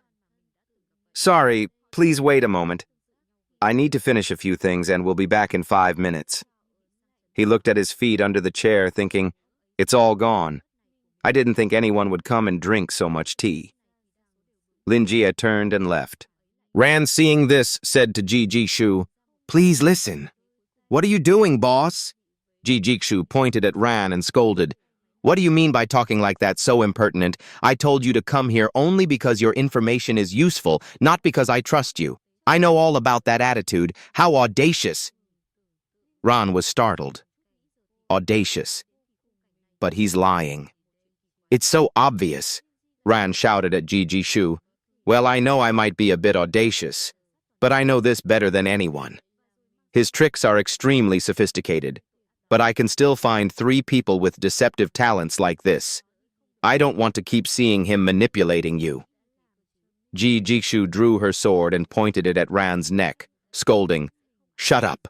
I shouldn't have brought you. A wicked person like you only thinks wicked thoughts. If you weren't useful, I would have killed you long ago." Ran, terrified, sweat pouring down, thought, "Calm down. A brat as arrogant as this is easy to manipulate. I just need to make her trust me blindly." So Ran said awkwardly, "I am very obedient to you, so you will realize." He hid an arrow in his sleeve, whispering, "When he comes back, I'll prove it to you." Suddenly, a large shadow loomed over both of them. The gargoyle statue had grown enormous. It stuck out its long tongue towards them. Ran, terrified, his eyes wide, was grabbed by the monster's hand. Jijishu was completely stunned. The monster gripped Ran's entire body, holding him right next to its mouth as if about to swallow him whole. Ran's eyes rolled back in fear. Jijishu stood trembling, unable to move. The gargoyle's tongue, covered in blood and saliva, dripped onto the floor. In an instant, it shrank back into a statue as if nothing had happened. At this moment, Lin Jie walked down the stairs. "Sorry to keep you waiting." Seeing only Jijishu, he asked, puzzled, "Your subordinate, Mr. Hu, where did he go?" Jijishu's whole body trembled. She slowly turned her head to look at Lin Jie and said, "He had an urgent matter." Outside, rain and thunder rumbled. Inside the shop, Jijishu sat on the chair, extremely anxious, thinking, he did it. He gave a warning. She looked at the monster statue before her, trembling, thinking. In an instant. Even I couldn't react in time, let alone ran. If this gargoyle attacked me, I would disappear without a trace. As if nothing happened. Not knowing if the monster statue could perceive Jijikshu's thoughts, it stared at her, frightening her. Jijikshu averted her gaze, hugging herself, thinking, so this is the feeling of being stared at by death. It's chilling and very scary. I bet he realized Ron's shamelessness and suspicion, but didn't want to dirty his own hands, so he made an excuse to go upstairs and let the gargoyle deal with this fool. Jijikshu's mind endlessly imagined all sorts of scenarios. She was extremely worried. What should I do? How can I salvage this situation? I shouldn't have brought that dead weight here. And forget about asking for help now. Now I've angered Mr. Lin. What if he thinks I'm behind this? At this moment, Lin Jai approached her. What's wrong, Miss Ji? You look rather pale. He smiled. Relax. When you come to this store, you should feel comfortable. Lin Jie reached out his hand to her. Don't make such a frightened face. Do you think I'll eat you? Jijikshu, terrified, shrank back, stammering, I'm sorry. She repeatedly waved her hands, shouting, I'm really sorry. My subordinate earlier was a bit impertinent. No, I shouldn't have brought him here. Please believe me, I didn't mean it. Lin Jie was speechless. He was puzzled. He picked up his cup, thinking, why is she even more anxious now? I need to make her relax. Lin Jie stared at Jijikshu, completely unaware that she was scared to death. Lin Jie thought, does she really think I'll eat people? Heavens, no, that can't be. How could a harmless and friendly person like me do something so cruel? Lin Jie had a headache. He closed his eyes and pondered. This young lady is really naive. She believes everything people say. No wonder that bastard harmed her. This can't go on. Or perhaps... Lin Jie gave a sly smile, thinking, perform another soul salvation for her. It seems I've gained her trust with the previous soul salvation. That's why she came to ask for my help again. If I can do more, I'll help her calm down. Thinking this, Lin Jie said to her, sorry, I won't joke anymore. I'm not good at it. Now back to business. If you have anything in mind, just say it. I'll do my best to help. Jijikshu, though still a little scared, also sighed in relief, thinking, all right, it seems he has forgiven my mistake. I need to be more careful. Her anxiety suppressed. Jijikshu said, sorry for bothering you. Please recommend a suitable book for me. My mental strength is still too weak. Hearing this, Lin Jie stood up. All right, if that's the case, let's see. He selected a book from the shelf, thinking I was only gone for less than 5 minutes, and she's acting as if her soul encountered something terrible. Is it because her subordinate had to leave suddenly? Speaking of him, Lin Jie, while taking out the book, asked, ah, that's right. Your subordinate, he didn't look too well. Did something happen? Jijikshu quickly slammed the table, stood up, and explained, I don't think it's good to talk about his loyalty. After saying that, Jijikshu's mind raced with 100 stories. Wait, but Mr. Lin would never say something so casual. Could it be that something is wrong with the loyalty sigil? In Jijikshu's mind, a familiar yet distant voice echoed, the white sorcerers used magic to create that loyalty sigil, and only they know how to break it. The one who wrote it for Ran was my family's sorcerer, the one who supported Father Haywood. If Ran's sigil failed, it means Haywood must have broken the sigil. He betrayed everyone. Jijikshu trembled, her eyes downcast. How can this be? Then who can I trust now? Lin Jie, hearing her question, offered advice. Yourself. You can only rely on yourself. He stood facing her. People are all malicious. No matter what you do, you can never fully express your true feelings to them. Once you are as hard as steel, no one can defeat you. He handed the book to her. Jijikshu repeated, Steel. Lin Jie said, "Read through this work." The title on the book cover read, "How the Steel Was Tempered." Lin Jie said, "Whatever you understand from it, it will help you a lot."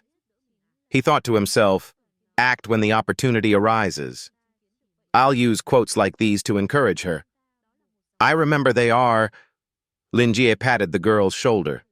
The most precious thing a man has is his life, and it is given to him only once. He must live. Ji Jixu went to the door, waved goodbye to Lin Jie. Lin Ji's voice echoed in her head. So that when you feel regret for having lived through so many years without purpose, and still don't know how to erase the shame of that dreary and trivial past. Ji Jixu tilted her head back, looking at the sky. Lin Jie's voice still echoed in her ears. Because you have your own destiny. Ji Jixu stood in the rain holding the book. She tried flipping a few pages. When she opened the book, it seemed to be enveloped in light, leaving her stunned. Ji Jixu felt like she had fallen into the world within the book. Blue lights flashed past like will-o'-the-wisps rushing towards her. Her eyes widened, staring as those blue lights like celestial fires gathered and transformed into a giant eye with a red and black pupil. Ji Jixu was bewildered. Those eyes didn't attack her.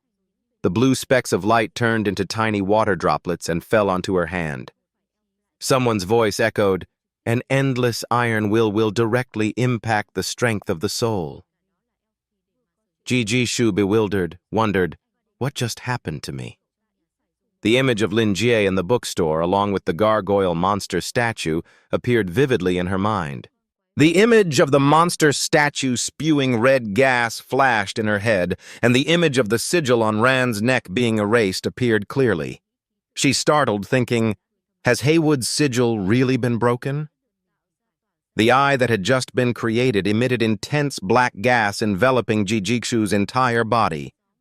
Then the black gas, like a gust of wind, flew back into the bookstore. The black gas swept Ran away from the statue and flew off. Ji Jixu, as if in pain, groaned, "Ah, it hurts so much." Blood trickled from Ji Jixu's nose. Her whole body swayed slightly, but her eyes shone with an unusual light. She startled. "I see it." The eye that had been created seemed to materialize and merge with Ji Jixu's eyes. Ji Jixu saw Ran's figure. She smiled. "Long time no see, Ran." Ran's figure seemed to be manipulated, unable to speak, only able to stare wide-eyed. Ji Jixu smiled, thinking Mr. Lin is truly terrifying. He has gently modified the structure within my soul and infused it with a large amount of energy. I've finally broken through the panic in my heart. Ji Jixu lightly touched her belt as if she had just returned from hell to heaven. It's more than satisfying. It's really not bad at all. Her face flushed slightly as she looked towards the bookstore, thinking, receiving a reward like this. If I say he gave me a second life, it wouldn't be an exaggeration at all. Standing in the rain, she thought Mr. Lin must be trying to build up his power on the bodies of hunters, and he wants to gradually change the system that makes up hunters. That's why he helped me this much. I understand your intentions. Ji Jixu vowed in her heart. From now on, I swear to absolutely follow your commands, and will. Her face was flushed.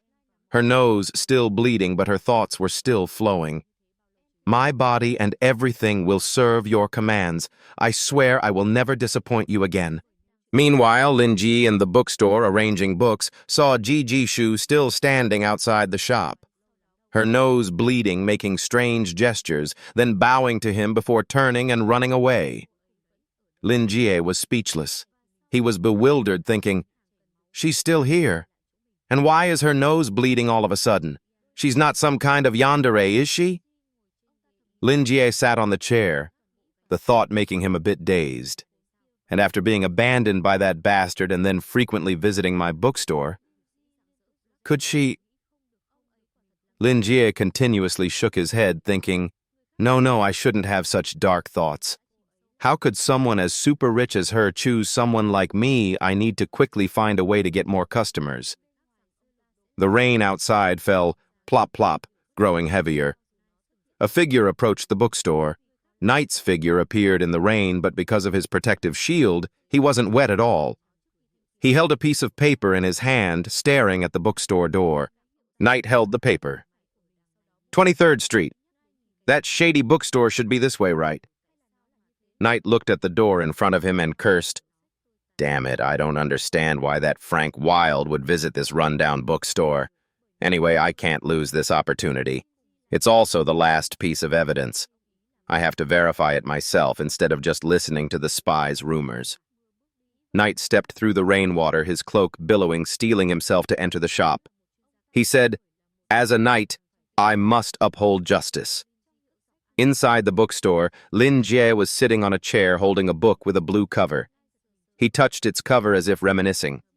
He hummed something under his breath, thinking, this children's book is full of philosophy.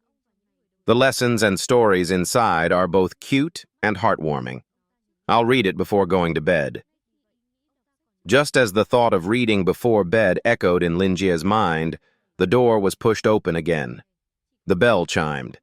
Lin Jie was slightly startled and looked towards the opened door but saw no one. Lin Jie was quite pleased. Huh. Another customer lucky day today. That girl really is a koi fish. The reason Lin Jie likened Ji Jishu to a koi fish is because when people compare someone to a koi, it means that person brings good luck and wealth. Knight entered the shop with an imposing aura. Lin Jie put the book back, looked at Knight, and thought, oh, a new customer. Why does he look so scared? Lin Jie spoke, welcome. How can I help you, sir? You can freely read, borrow, or buy books from our store. One of Knight's eyes had turned yellow and was silently observing Lin Jie. He thought to himself, it seems just like any other small, ordinary bookstore. The reason Knight came to this conclusion was because in Knight's eyes, Lin Jie's figure and the bookstore had nothing unusual about them.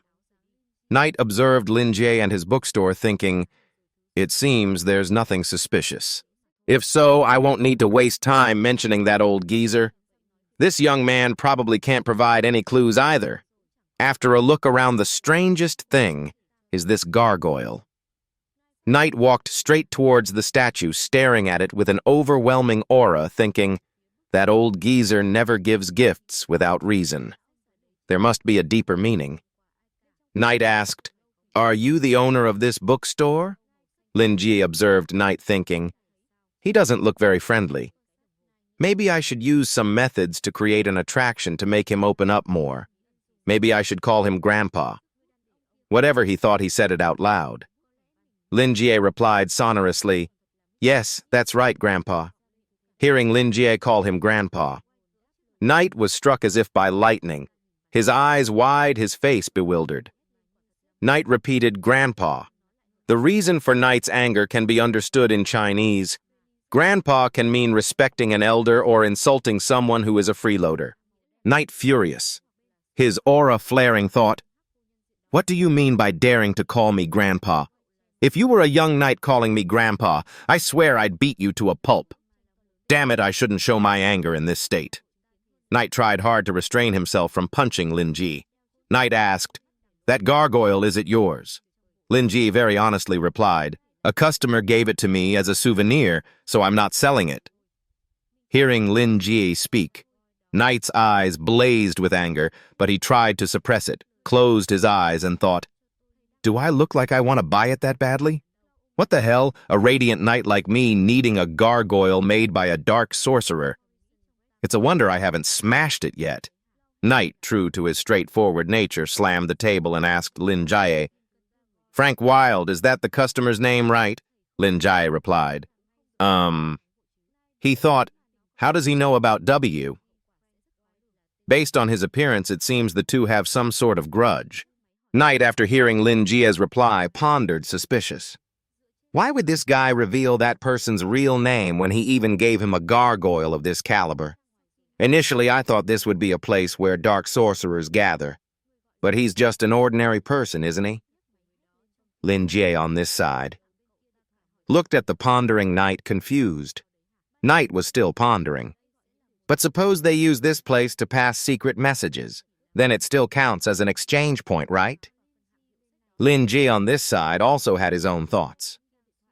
No, that's not it. With my extensive experience in judging people, it's telling me that even though he looks flustered, he's not a bad person.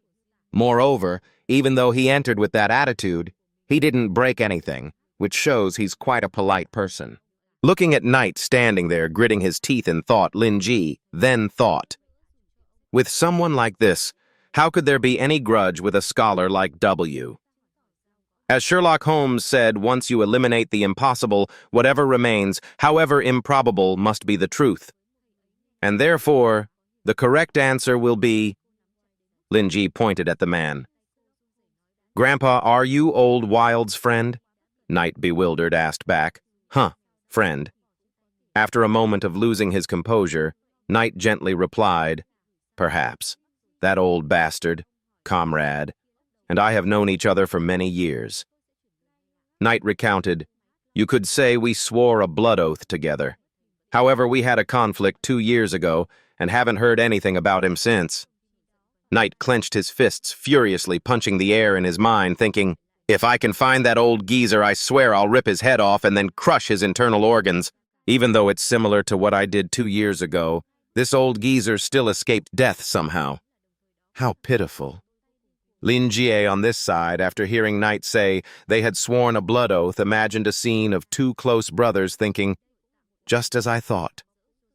They've been through so much together. How touching. Lin Jie sat down on the chair, gently stroking the wing of the monster statue. Well then, it's no surprise you could immediately tell this belongs to Mr. Wilde. I'm very envious of your friendship. I'm sure Wilde will be moved when he hears this. Knight also pretended to cross his arms and sighed. I hope so too. I've been looking for him all this time. Knight tried to probe. Did he leave a contact address? If you tell me, I can go meet him myself. Lin Ji poured tea into a cup. Unfortunately, I don't have it, but I'll tell you what I can. Also, Mr. Wilde just borrowed a book from me a few days ago. It seems he'll be back in a few days. I'll tell him about you when he comes. Why don't you sit down and rest for a bit? Lin Jie suggested. Or read a book, perhaps. Knight sighed. Rest. Do I look that tired?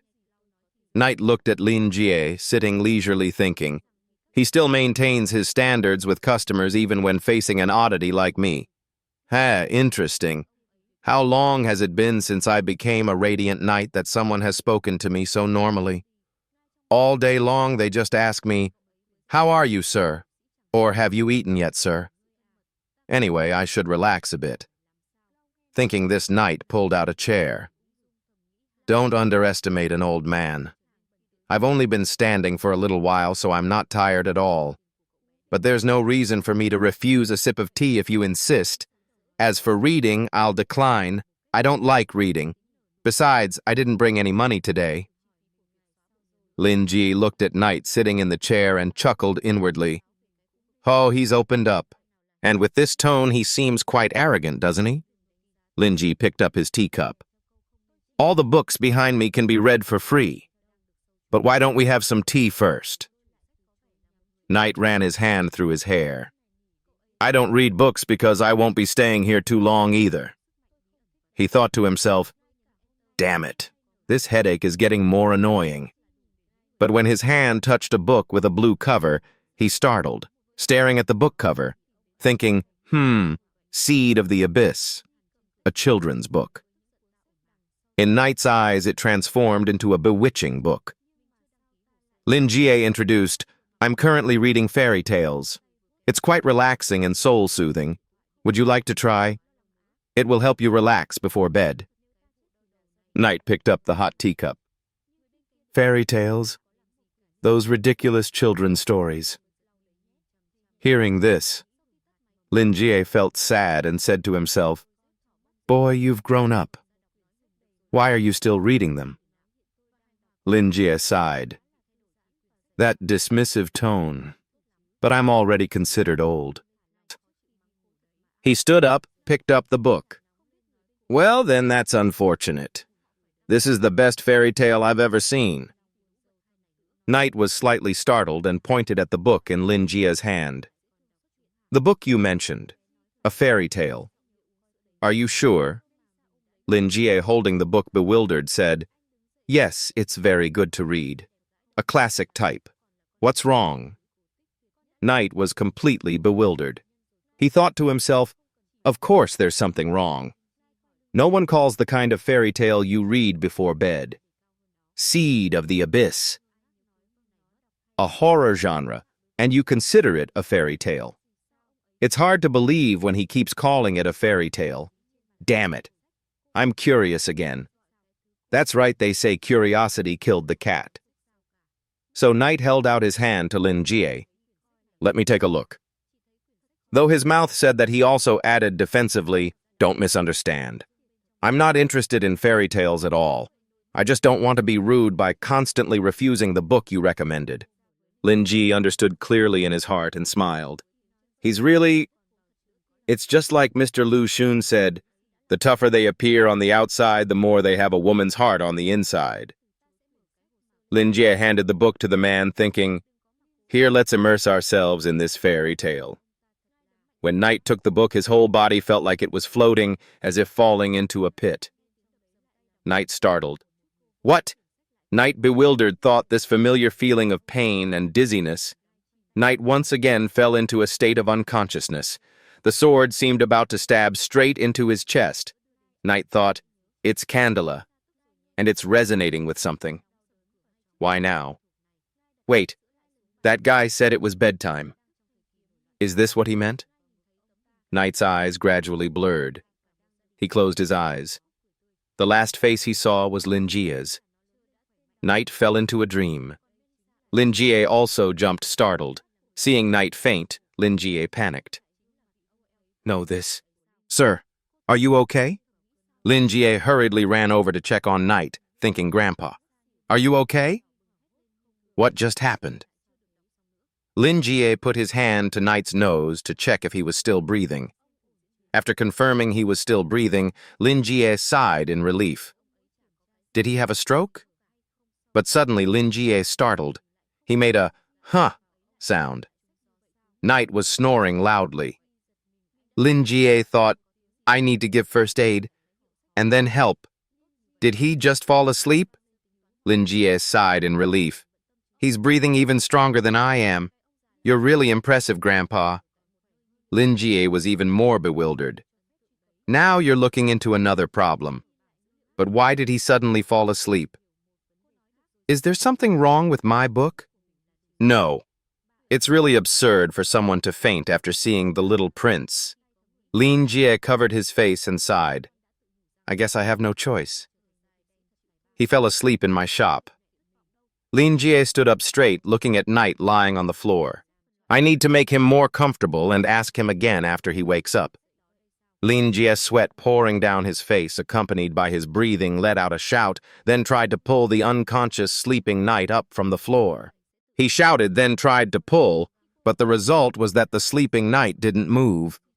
No matter how hard he tried, he could only lift Knight's upper body into a sitting position. After a while of struggling, Lin Jie gave up. Knight remained on the floor. Lin Jie, panting, said, Even though I guessed he'd be a bit heavy, I didn't think he'd be this heavy. Lin Jie imagined the man as a large, growling bear. He thought, It's like he's a brown bear, all muscle everywhere. How surprising. Lin Jie sat slumped on the floor looking at Knight and whispered, If only he were as slender as Old Wild. But what should I do if only there were another customer here to help me drag him? The problem was, who would go out shopping in this weather? Lin Jie clasped his hands in front of him, bowed his head, and thought, Anyway, I'm sorry, but please forgive me for doing this. Lin Jie reached out his hand. He pulled a black cloth over. After a while, Knight was placed on the black cloth by Lin Jie. Lin Jie dragged the man lying on the black cloth like dragging a corpse. Lin Jie pulled the other person like dragging a dead body, which made a mystical creature outside the door looking in extremely frightened.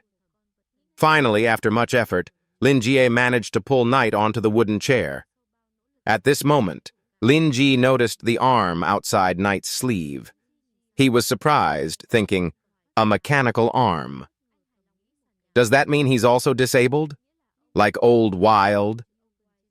Lin-ji silently observed the mechanical arm, thinking, it's really complex and intricate. No ordinary person could use it, and his physique, along with his tone of voice. Could he be a former high-ranking officer? Lin-ji looked at the man lying on the chair, his calculations and speculations running wild. No doubt about it. He looks like the kind of officer I've met before.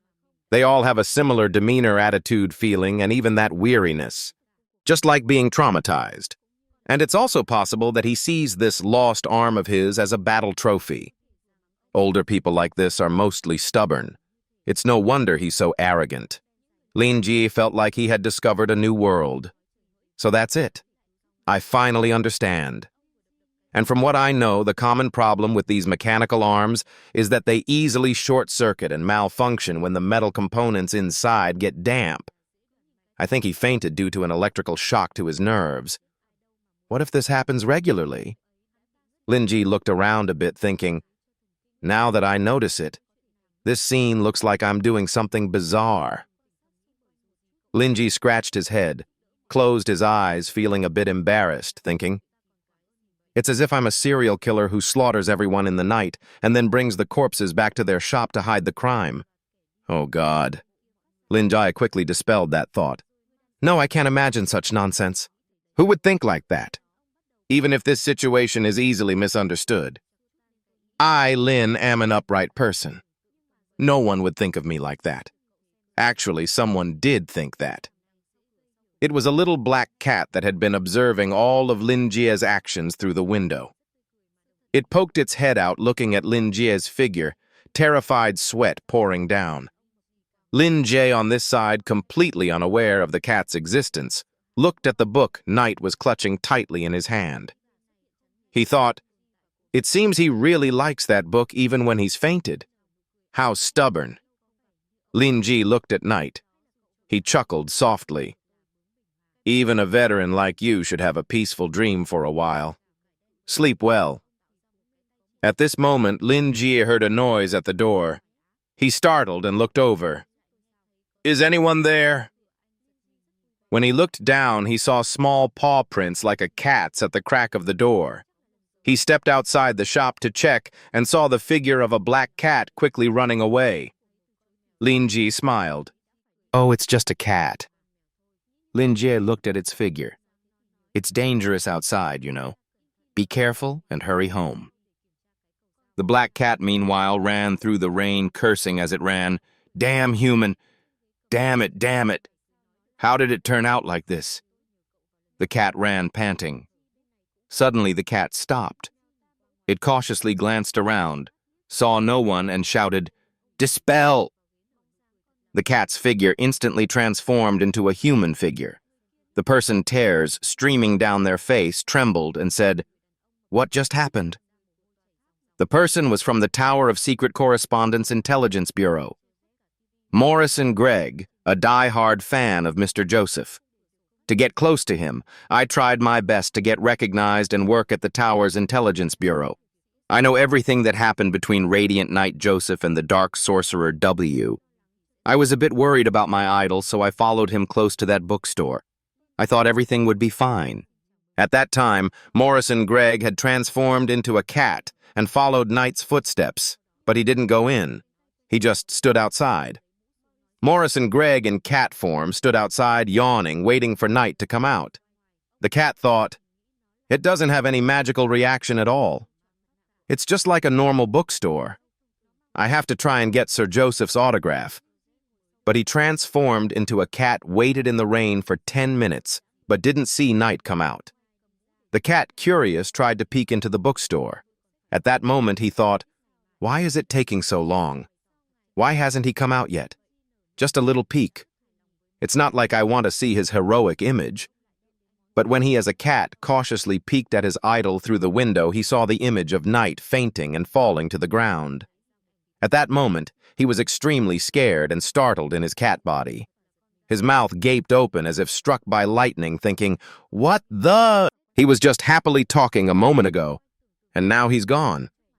How strong is that young man? Did he use something like dark magic? At that moment, a small cat, only had his two eyes peeking through the window observing. He saw Lin Jie's figure and heard the words he said to Knight. Even a tough veteran like you should rest. Sleep well. Lin Jie's normal voice sounded like a warning in the cat's ears. At that moment he was terrified, thinking, is he trying to create a lingering fear in his eternal dream? No, it seems he's already finished. Sir Joseph. When he was about to do something, he bumped into a can making a noise. He startled, thinking, not good. He's noticed me. I have to run. I have to get out of here. He's not someone I can fight. So the cat abandoned his beloved idol and ran away. As he ran, he thought, scared to death. As he ran away in cat form, he heard Lin Jie's voice behind him. It's dangerous out there. Be careful. Go home quickly. Currently, Morrison Gregg was sitting in the rain, leaning against a wooden crate, hugging his body, crying, tears streaming down his face, his voice trembling. It's like I just died and came back to life. He could have easily caught me, but he wanted me to escape and report this incident. Who is he? He is Morrison Gregg from the Tower of Secret Correspondence, Intelligence Bureau. Morrison Gregg once again transformed into the shape of a cat, running and thinking, no choice. I have to go back and report it. And he's only been doing this for a year. Morrison Gregg transformed into a cat, thought Sir Joseph, please wait for me. But now he held the most important mission of his life. Meanwhile, elsewhere, Knight once again drifted in the ocean. Knight opened his eyes. He thought to himself, where am I? Another illusion created by Candela. But Knight was lying in the middle of the ocean, looking up at the light on the water's surface, confused. Wait, why don't I feel any pain? At this moment, Knight heard a voice whispering in his ear. Once you look into the abyss will also look into you, and then recognize oneself. Knight, startled, realized it was the book open and emitting a purple-black light. He was shocked. This is the anecdote from within that fairy tale. He squeezed his eyes shut. Ah, what the words are churning in my head. Stop it. It's too much. He clutched his head, then suddenly realized something. At this moment, the Candela sword magnified, and enormous appeared behind the man. The sword spoke joyfully. Finally, I've met you. The sword hovered between the book, its entire body emitting a terrifying red-purple-black aura. Knight, startled, thought, do I have to slowly endure this pain? Is it the Candela sword? Why is it so excited? At this moment, a hand appeared from thin air. Knight, startled. In the middle of the deep sea, strands of golden hair billowed. In Knight's eyes, a person appeared with glistening golden hair and a sword standing under the sun right at the bottom of the sea. Knight, startled, thought, this kind of fairy tale? Knight observed every little detail of the golden-haired man holding a sword in front of him. He couldn't believe it, thinking this kind of fairy tale is clearly only for children. That was his thought when he woke up. He sat bolt upright, still clutching the book in his hand. He sat up looking at the book for a long time. Lin Jie also noticed he was awake. He asked, "Oh, Grandpa, you're awake." Knight opened his mouth slightly, then looked at Lin Jie and said 3 words, "Thank you." Sitting opposite Lin Jie, he said, "Thank you." Lin Jie smiled faintly. "You don't need to worry about it. How are you feeling? Are you all right?" Knight, holding the book, stood up, clenching his mechanical arm. "I feel even better than before." Lin Jie was very happy. He thought to himself, of course, with such a terrifying physique, no one would think he's a former officer, right? My skill in judging people has become more accurate. I'm so good. Lin Jie stroked his chin, pondering. With his strength, he could even take someone's life with a single blow. If he attacked Old Wild, maybe the entire upper half of his body would be blown away. It's a good thing they're friends. At this moment, Knight stood up and said to Lin Jie, I'm sorry for accepting your hospitality and still causing such an inconvenience. Lin Jie, who was halfway through reading a book on his lap, smiled and looked at him. It's okay. I do the same with Old Wild. Helping my customers as much as possible is normal. Knight hesitated, then said, so. He thought to himself, I think I can understand his carefree attitude. He just said that, so it means he'll help any customer no matter who they are. In Knight's eyes, Lin Jie sitting with his legs crossed over there was like a god. He thought, so as long as I enter this bookstore, I'm his customer, and he'll help me. Such a firm ideal and so kind, too. I've only witnessed this in one group. Elves. They are an ancient and long-lived lineage, extremely elegant and wise. It would make perfect sense if the owner of this store were an elf. It's because he has lived long enough to discard the distinction between good and evil and chose to help people. He always treats everyone with a warm and polite attitude. That's a refined demeanor that can only be acquired after many years of training. And the reason he chose to open this bookstore is because of the amount of knowledge elves possess. Nowadays, humans don't have much desire to read. Knight had imagined something terrifying like the golden-haired man he met in his dream, a hero, a legend from ancient times. Candela was the prince of an ancient elven kingdom who later became the Moon King of the elven race. He was also the origin of the plague, the first one to lose his own meaning. He slaughtered people with his sword, and then the sword also imprisoned his soul. Those souls began to become a curse in that long sword, the sword that was named exactly like that king and became a magical demon sword. After that, anyone who used that sword would become deranged and then die. Knight's thoughts flew far. He had imagined a children's fairy tale into a bloody story. Knight, terrified, thought, before I thought I had lost all hope. But this book can really suppress that Candela sword. How can a non-elf possess this book? Knight clenched his fist, placing it on the book, looking at Lin Jie, sitting calmly and indifferently. And even if it were an elf to possess this book, they would have to be old. And to extend their lifespan like that, he would have to use a regular amount of magic. That's why he doesn't have any magical fluctuations. Makes sense. After a while of self-brainstorming a mystical story, Knight reached out his hand to Lin Jie. You said it's the only copy and you like it very much. Then why did you still lend it to me? Lin Jie rested his chin on his hand and smiled, thinking it seems he intends to hide that other side of himself. Thinking this, he smiled and said to Knight, Of course. Because if it weren't here, I wouldn't introduce it to customers either. Lin Jie thought, now the thing that all children like. Lin Jie raised a finger to Knight.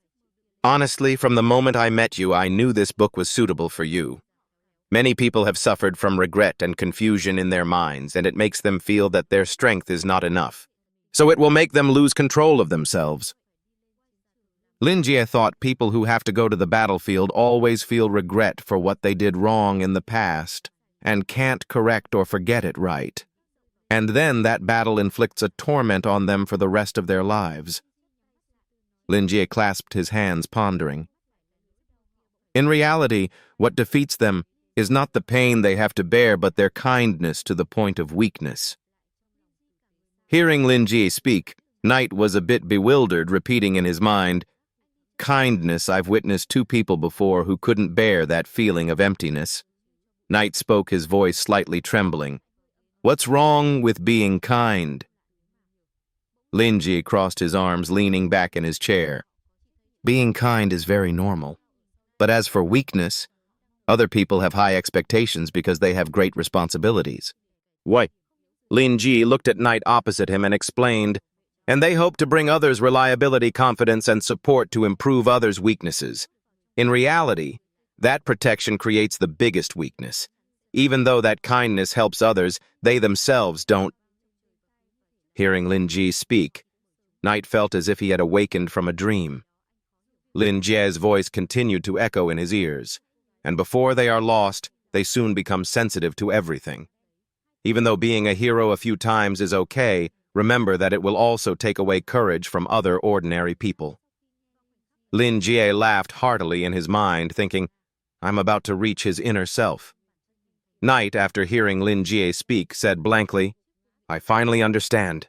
It's not because of the curse on the sword that makes them go mad, but because of the collapse from the change in perception. Damn it!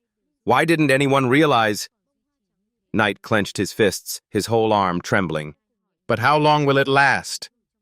Hearing Knight's question, Lin Jie smiled, thinking, of course it won't last long, because if fairy tales were that effective, what would be the need for psychologists? Lin Jie pursed his lips. It won't last very long. He looked at Knight, his eyes determined. If you want, let me take care of it. I can guarantee the final result. Lin Ji thought, with this I can ensure that customers who need therapy will have to come back to me. Hearing Lin Jie speak, Knight startled, his eyes wide, looking at him. What did you say?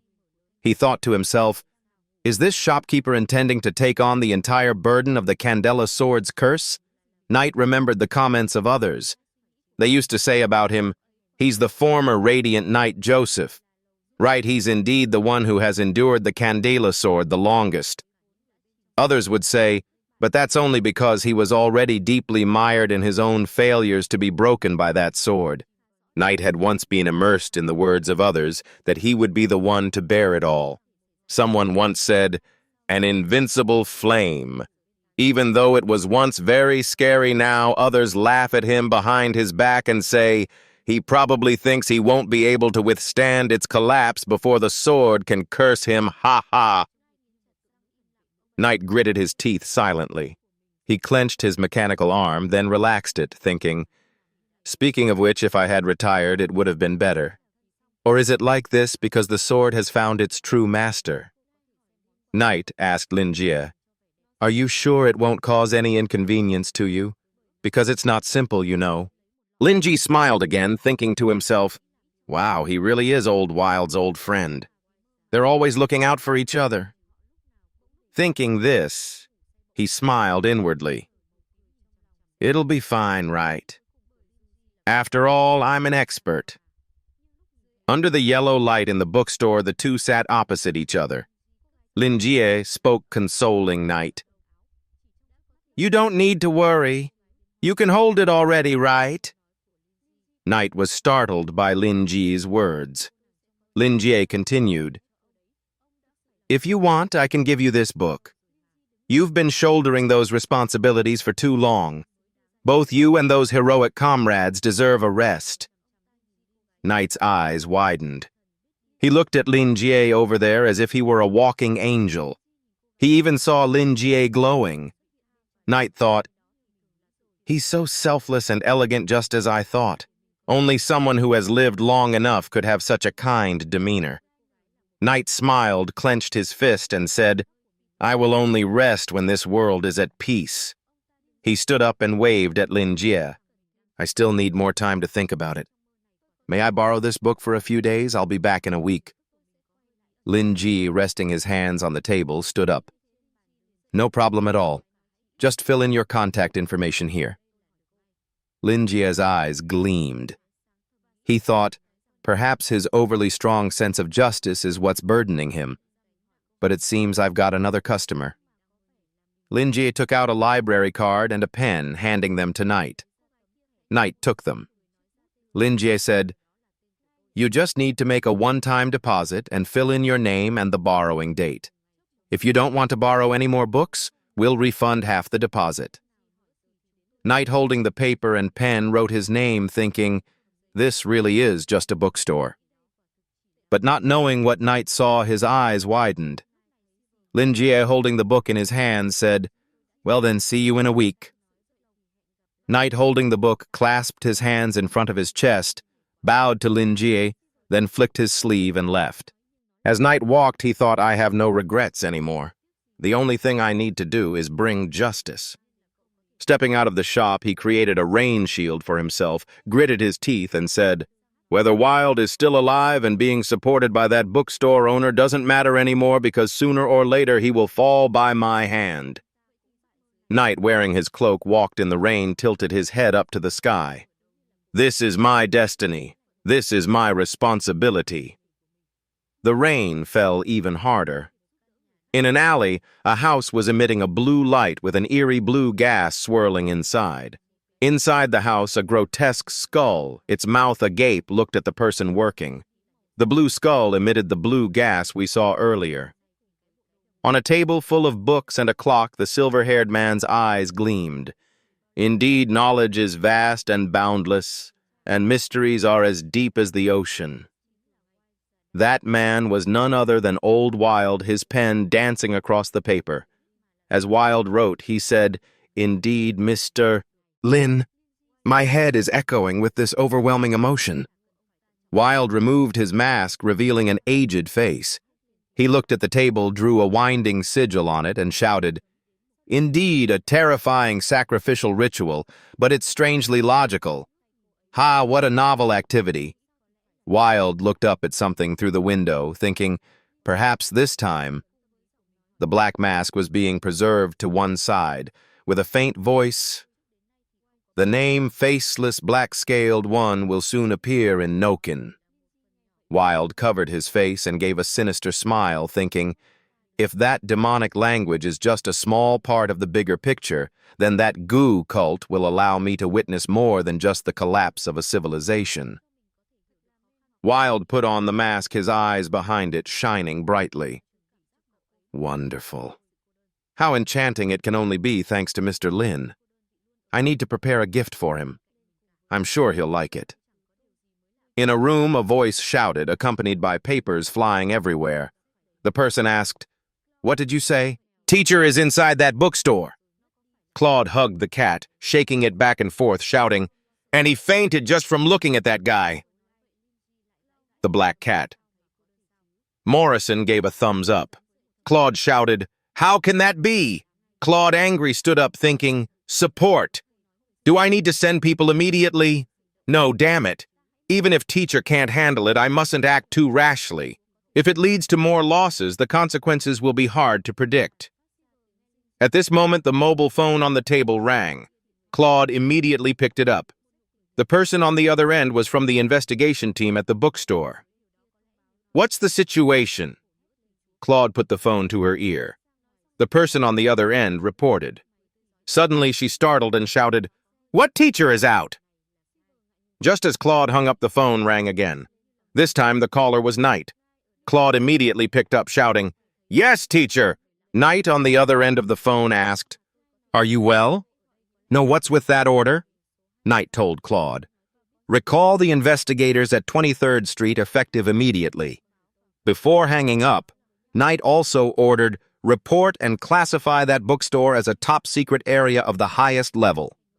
Claude on the other end of the phone was startled. She couldn't believe it, thinking highest level, so everyone can understand there's a ranking called aberrant at the top, then panic, then brutal, then indescribable. People call it the DHT ranking for short. Claude, startled, thought DHTK aberrant, panic, brutal, indescribable. Indescribable level. Claude asked anxiously, "Teacher, what happened? That bookstore owner is..." Knight at this moment saw a litter of kittens in a cage at his feet. He asked Claude, "Is someone there with you?" Claude looked down at her hand, startled, and replied, "Ah, yes. She thought it's over. He sounds so angry."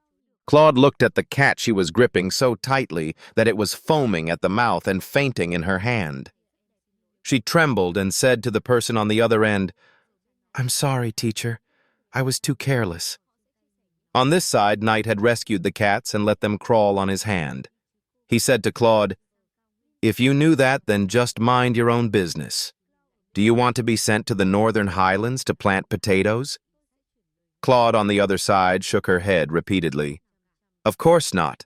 I'll pass on the message right away." After hanging up, Claude stared at the phone for a long time, thinking, it seems teacher is still fine. He's not acting strangely, even though he's incredibly terrifying when he's angry, like he wants to vent it straight into someone's brain. If I follow his orders, there won't be any grudges. And that is the strict, sentimental, upright, radiant Knight. The rain outside was still falling. Knight walked in the rain, and Claude's thoughts about Knight were, "At the same time, he is also the teacher I deeply admire, Sir Joseph." Then Claude made a phone call saying to the person on the other end, "That's all I know. Anyway, this is a request from Radiant Knight Joseph, so the elders will understand." The person on the other end of the phone said, "All right then, I'll approve it and create a new file." Claude said, "Thank you." After receiving the notification, Claude called Knight back. "Teacher, the K-level clearance file is ready. Please write down the information you obtained when you return." Knight's voice came from behind her, and from the phone simultaneously, "Very good." Only then did Knight push the door open and enter, startling Claude. Knight walked in. "Well done, Claude. Who was just with you? Remember to use that forgotten sigil." Claude had completely forgotten. She immediately held up the black cat for Knight to see. Claude's grip was so strong that the cat let out a meow. Claude held up the cat and introduced it to Knight. "This is our investigator, Morrison Gregg. He comes from a family of mages and is quite talented in transformation. He's also a huge fan of yours and has joined 13 fan clubs of the Eternal Sacred Flame, as well as spending over $3 million to fundraise every year, including engraving Abraham Joseph's name in gold last year. You can consider him your die-hard fan." Knight wasn't too interested focusing on the computer. After hearing Claude speak, he stopped typing and asked, "He did that. I heard mage families are quite wealthy, right?" Claude replied, "Yes, teacher." Knight, sitting behind the computer, said, "So instead of spending money on such meaningless things, why doesn't he support his idol directly?" Knight, with only money in his eyes, said, "I might accept him under the title of a knight's apprentice, for example, and that fee would be exchanged for intimacy. I bet he'd be very happy." Claude, hearing this, was completely startled, her heart racing wildly. How can a Radiant Knight become so cheap, greedy, and wicked? Does he want to take the kid's money too? Though she was thinking wildly, Claude still bowed her head on the outside. "Of course, I'll do it right away." Knight, sitting behind the computer, smiled. "That way, it will help reduce the cost of memory erasure."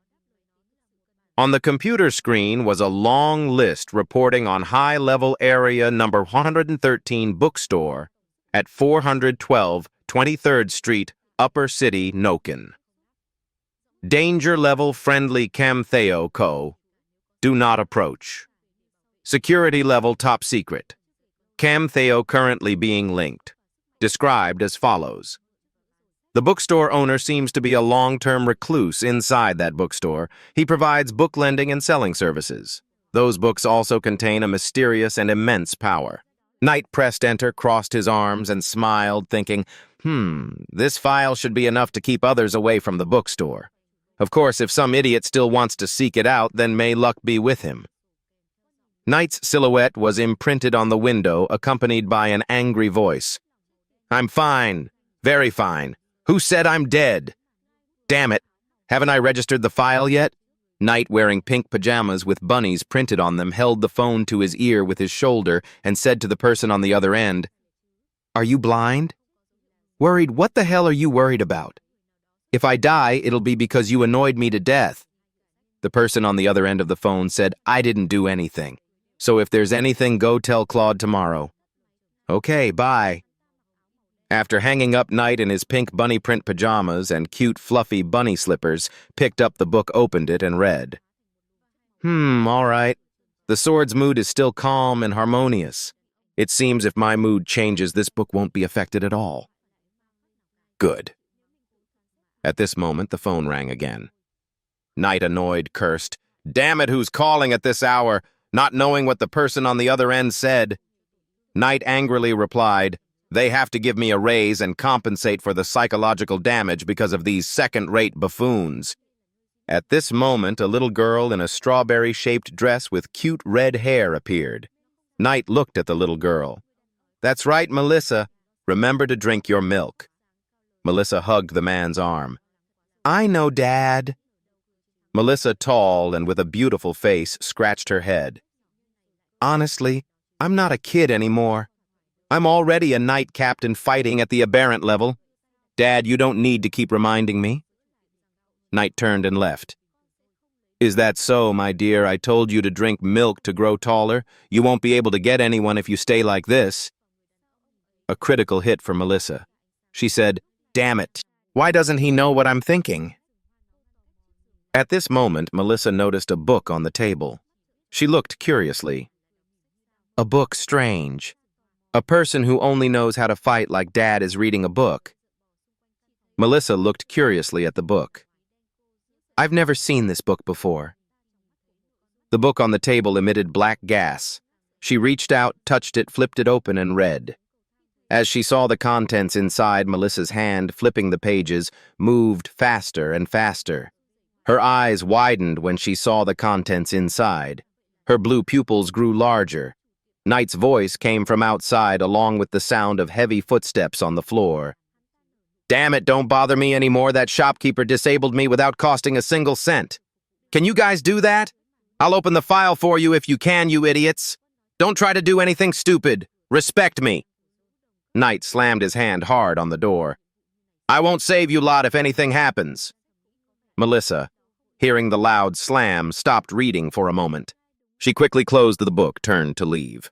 Knight returned just then. She scared tried to sneak away, but Knight crossed his arms and called, Melissa! Melissa's whole body jumped. She turned back to look at Knight. No, Dad! Knight held out a glass of milk in front of her. Remember. Melissa was angry now. She fell silent, speechless, then slammed the door right in Knight's face. Knight placed the glass of milk back on the table. This kid, is she going through a rebellious phase? Knight saw a family photo on the display table next to it. A family of 3 very happy, smiling brightly. Knight whispered, Anyway, as long as she grows up healthy, that's all that matters, right? Melissa, on this side, closed the door, leaned against it, thinking, who wrote that book? Could the main character be the Elf King? Candela back then? She sighed softly, thinking, how can those stories be so real? Melissa's whole body felt like it was struck by lightning. Her face flushed red and she shouted, But the most important thing is I haven't finished reading it yet. I just got to the best part. She lay sprawled on the bed. I want to see how it develops so badly. This stupid Dad, besides being handsome and strong, he's nothing but an idiot. She buried her face in the pillow. But I didn't think a guy like him would reread books like that. It's like I'm being treated unfairly. I heard him say something about books at that well-classified bookstore. Calculations echoed in her mind, a smile on her face. Who cares? It's just a bookstore. An old-fashioned guy like that would never be in a place like a bookstore, right? Database access level D clearance. She took out a key and opened the data panel. The data panel appeared in front of her. All right, using access rights from my deceased mother is enough. She was also one of the Radiant Knights. She, very proud, crossed her arms, thinking, Thank you, Mom. After reading that novel, I told myself I would try my best to become a truly talented knight. I won't let you down, Mom. On the system panel, there was a classified file, Bookstore K-Level Classification Joseph. Melissa said, Found it. This is that bookstore. Reading the content, she asked blankly. Friendly. There's nothing at all. I thought it was something terrifying. If that's the case, I'll go there myself and take a look. When she snuck out, she saw the glass of milk still on the table alone. She wasn't very happy, frowning, but eventually picked up the glass of milk and took a sip. She placed her hand on her chest, measuring. They've grown a bit, haven't they? The meteorological station had raised the rain level to red. All roads in the lower district of Noken City had been temporarily closed to traffic, and the sewage systems were working at maximum capacity.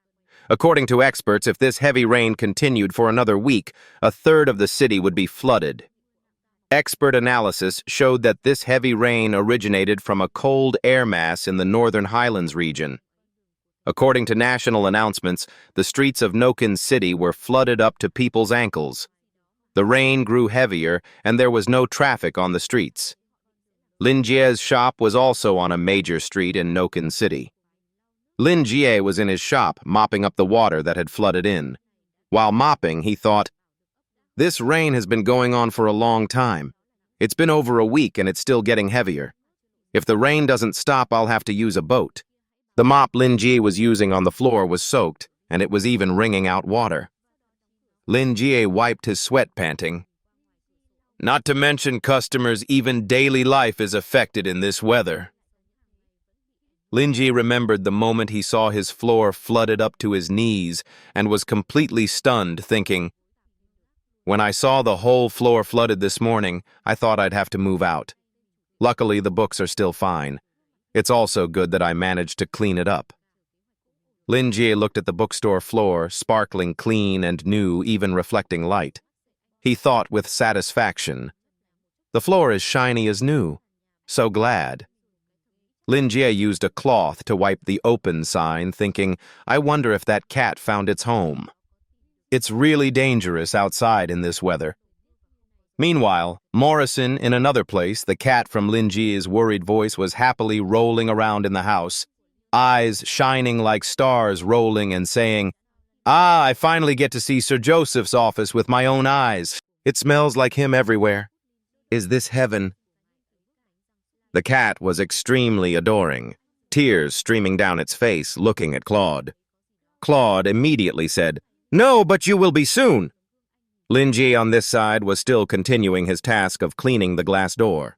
Meanwhile, in another place, a person was physically assaulting a TV, hitting the TV while cursing, "This awful TV and this rain." A chubby man with black hair that reached his face, a wide nose, and a mustache gritted his teeth and said, "Heavens, who can save me?" The man, while hitting the TV, thought the TV is still fine. So there's something wrong with the connection. It must be the fuse. Damn it, the circuit breaker is outside. I don't want to go out. Just look at the torrential rain outside the window and you'll know. It's raining cats and dogs. Who would want to go out? The man, like everyone else, was pondering in this weather. The man thought, "Wait a minute. Maybe the kid next door can help me." The chubby man suddenly had an idea, thinking, "After all, he's a good person and always helps people." The chubby man smiled. He might even thank me for giving him the opportunity to help me. Thinking this, the chubby man went to ask for help. He spoke to the person on the other side. A voice from the other side came out, "Yes, how can I help you?" The chubby man smiled, his plan succeeding. "Really?" The man began his plea. "It's like this, my TV is malfunctioning a bit, so I think I need to do something with the circuit breaker. But I'm busy right now and can't go. Can you take a look for me?"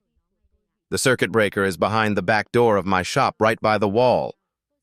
Lin Jie, hearing the chubby man ask for help, smiled brightly and agreed, "All right, let me take a look for you." Just as Lin Jie was about to go out back to find the circuit breaker to help the chubby man, his whole body trembled slightly. He startled. This feeling. A large black shadow with two round red eyes like chicken eggs appeared, blocking Lin Jie's path and also blocking his way out. Lin Jie smiled. "Ah, it's Inky. Long time no see. What do you need? Or are you in a hurry to borrow my books?" The large black shadow blinked and transformed into a small black shadow like a black radish with two red eyes. It formed a hand and pointed outside the door. Lin Jie guessed, "Outside? You mean you want to help me?" Inky nodded vigorously. Lin Jie was very happy. He smiled, thinking, "Oh, my Inky is so polite, so cute. He probably said last time that lending him books helped him a lot, so he's probably showing his gratitude. I feel like it would be rude to refuse since he came all this way just to help me." Thinking this, Lin Jie waved his hand. "Then I'll leave it to you. Thanks." Inky immediately slid out, went around back to check the circuit breaker. Inky raised its hand and pulled the circuit breaker down with a click. The chubby man, sitting in his house on a chair holding a glass of water, smiled happily. All right, thank you. If I need anything, next time I'll ask you. Linji on this side also happily agreed. Linji looked out the window. The black shadow had left. The chubby man on the other side was still holding his glass of water, leaning back in his chair, smiling. What a kind neighbor. So convenient. All right, back to watching TV. But when the chubby man saw what was on TV, he was stunned, tears streaming down his face, sweat pouring. Because the chubby man saw on the TV a black figure that obscured the entire TV and also blocked the light on him. The man was terrified. The window frame emitted a black light. Lin Jie on this side leaned back in his chair, smiling with satisfaction. Another good day's work. Lin Jie thought, if he thinks of me and promotes my store, that would be great. At this moment, the doorbell rang again. Ding dong. Lin Jie, hearing the sound, spoke. Welcome. He looked over, thinking, what perfect timing. I just did a good deed and a customer arrives right after. A familiar arm pulled the door closed. Wild took off his hat. Excuse me, Mr. Lin. The visitor was Wild. Lin Jie immediately said, Oh, it's Mr. Wild. You're back early. Lin Jie looked and thought. Compared to his taste in masks, his fashion sense isn't bad. It has the style of a Western gentleman. Lin Jie sat behind the desk. Even in this weather, you still came to see me. It must be something urgent. Wild, holding his hat to his chest, bowed slightly to Lin Jie. The favors you've given me are more important than this weather. So this time I want to express it sincerely. Lin Jie smiled. I was very satisfied with the previous gift. So what precious item have you brought today? I'll examine it before accepting. Lin Jie's words were spoken truthfully, but to Wild's ears they carried a different aura. He thought Mr. Lin is being so kind again. Indeed, that gargoyle wasn't worthy of being called a gift. Not only that, but he's also humble and considerate of my feelings.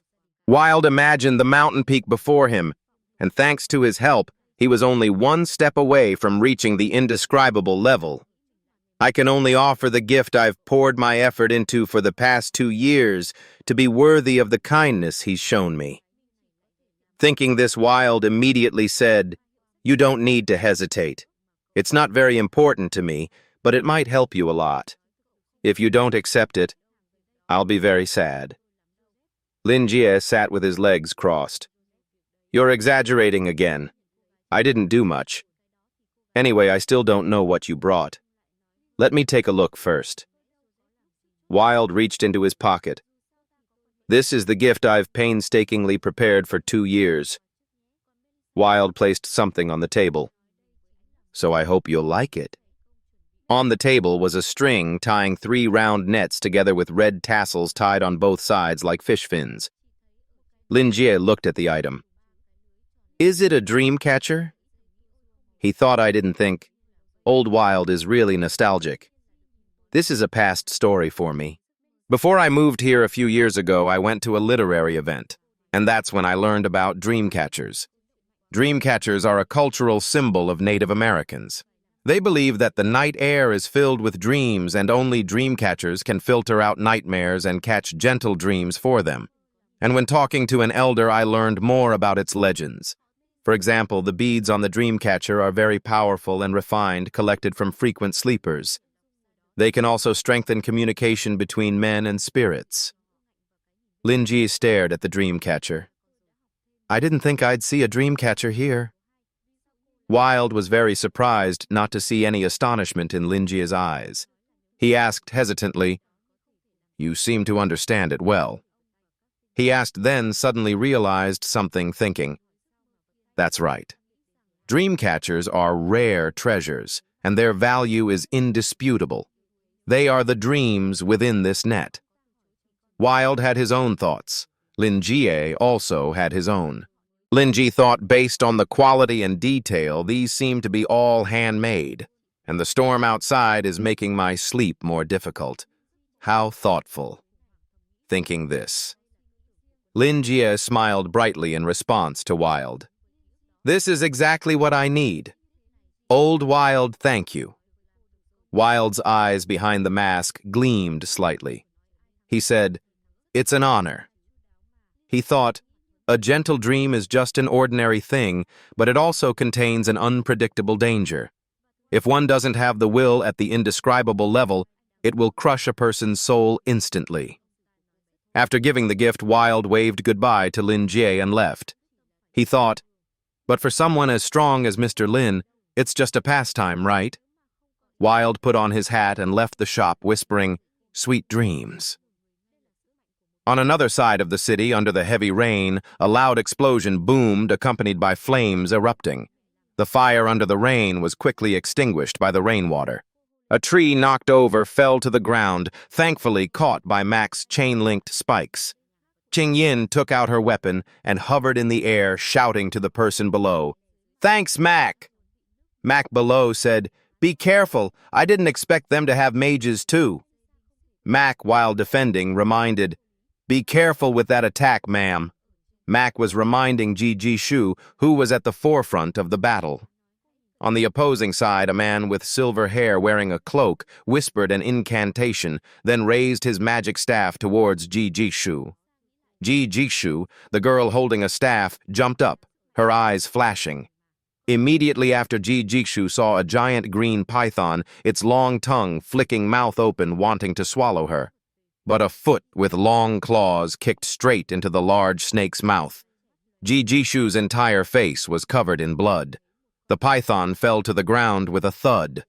A white wolf had used its 2 legs to shred the python's body.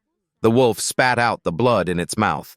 The mages on the opposite side were stunned. One said, A controllable form, that bastard Helix didn't mention that. The leading mage spat blood. Don't be afraid. It's the blood of the wolf of the Court of Correspondence. It fears fire. Prepare nitrogen and hunt it down. A mage behind hesitated. But it's raining. The leader shouted again.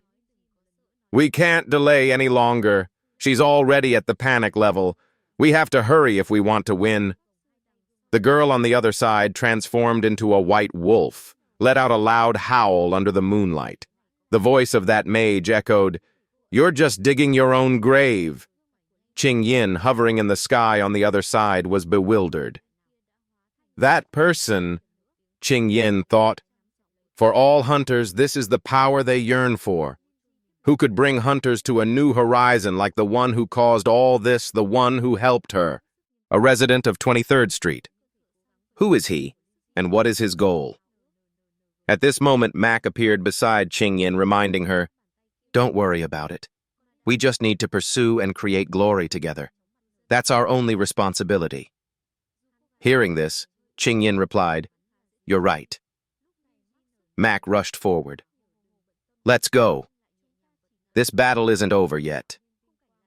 The 3 mages on the opposing side raised their staffs together, creating flames under the rain. They shouted, Fire art living flame! As soon as they finished, the flames from the 3 magic staffs blazed fiercely under the rain, attacking Ji Shu. Ji Shu, transformed into a wolf, endured all the magical fire, standing amidst the flames. Her pure white fur was half burnt. Ji Shu panted heavily, the fire illuminating the entire area. But when the large fire was extinguished by the heavy rain, only smoke dissipated. A black wolf appeared after the flames. The black wolf opened its maw, preparing to howl, when another large fire attacked the black wolf. The black wolf couldn't dodge in time, but luckily Mac had used his chain to pierce through one of the mages, while Qing Yin from outside saw the large fire engulf the black wolf and shouted. From high above, a mage observed, Uan, someone is helping her. I didn't know Noken had someone like that. Control in monster form too, something even Wild couldn't do. An old mage behind was also very curious. The first old mage asked, Have you met Wild? The people from the Tower of Secret Correspondence told us he also appeared at 23rd Street. The second old mage behind said, Haven't heard. The first old mage glanced at Uan. Let's go. After all, he's still your teacher, right? Uan, startled. What? Right above the old mage's head, Jijikshu in white wolf form had appeared, her maw open, wanting to bite off the mage's neck. The mage thought, "Damn it, I was too careless. This monster, the wolf of the Court of Edicts, is famous for its teleportation ability, isn't it? No more importantly, how could she find my location and teleport?" Without waiting for the mage to think much, the white wolf killed the mage in one bite. The mage screamed, "Arr!" Blood splattered. The other mage shouted, "Uan!" But the person called Uan had vanished. He shouted, "Stun flash!" Yuan's technique helped the other mage escape death. The white wolf, hearing this, thought, using such brilliant wording for such a powerful spell, truly the method of a talented dark sorcerer. Damn it, I was too slow. The other one had grabbed one of the white wolf's legs and flipped it onto its back. He drew a knife, intending to stab the white wolf to death. The white wolf didn't give up, shouting, "Damn it, Iron Will!" With just one sentence from the white wolf, it successfully bit off the mage's entire arm.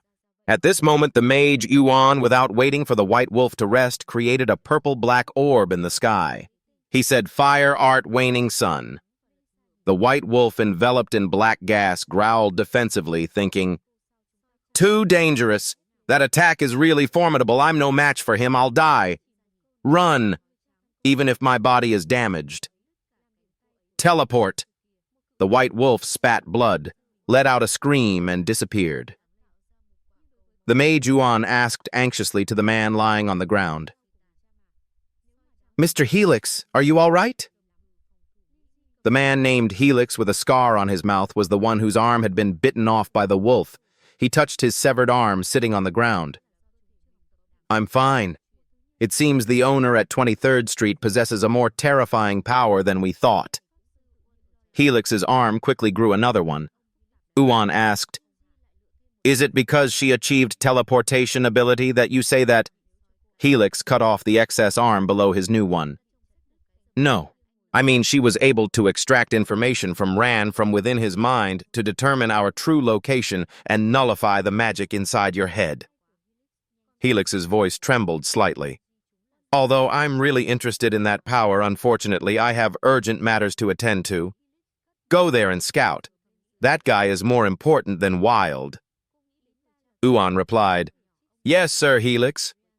At this moment, Helix took out something black, like an egg with a blue lightning-like light in the center.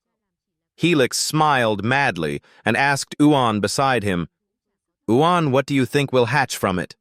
Yuan said, "A dream monster." Helix gave a sinister, haunting smile. "No, not exactly. It's a god, a true god." In the bookstore, books were piled on the table.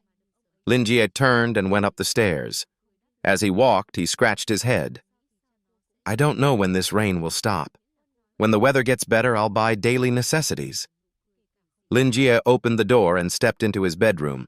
He used a hammer to drive a nail into the wall, then hung the dream catcher on the wall.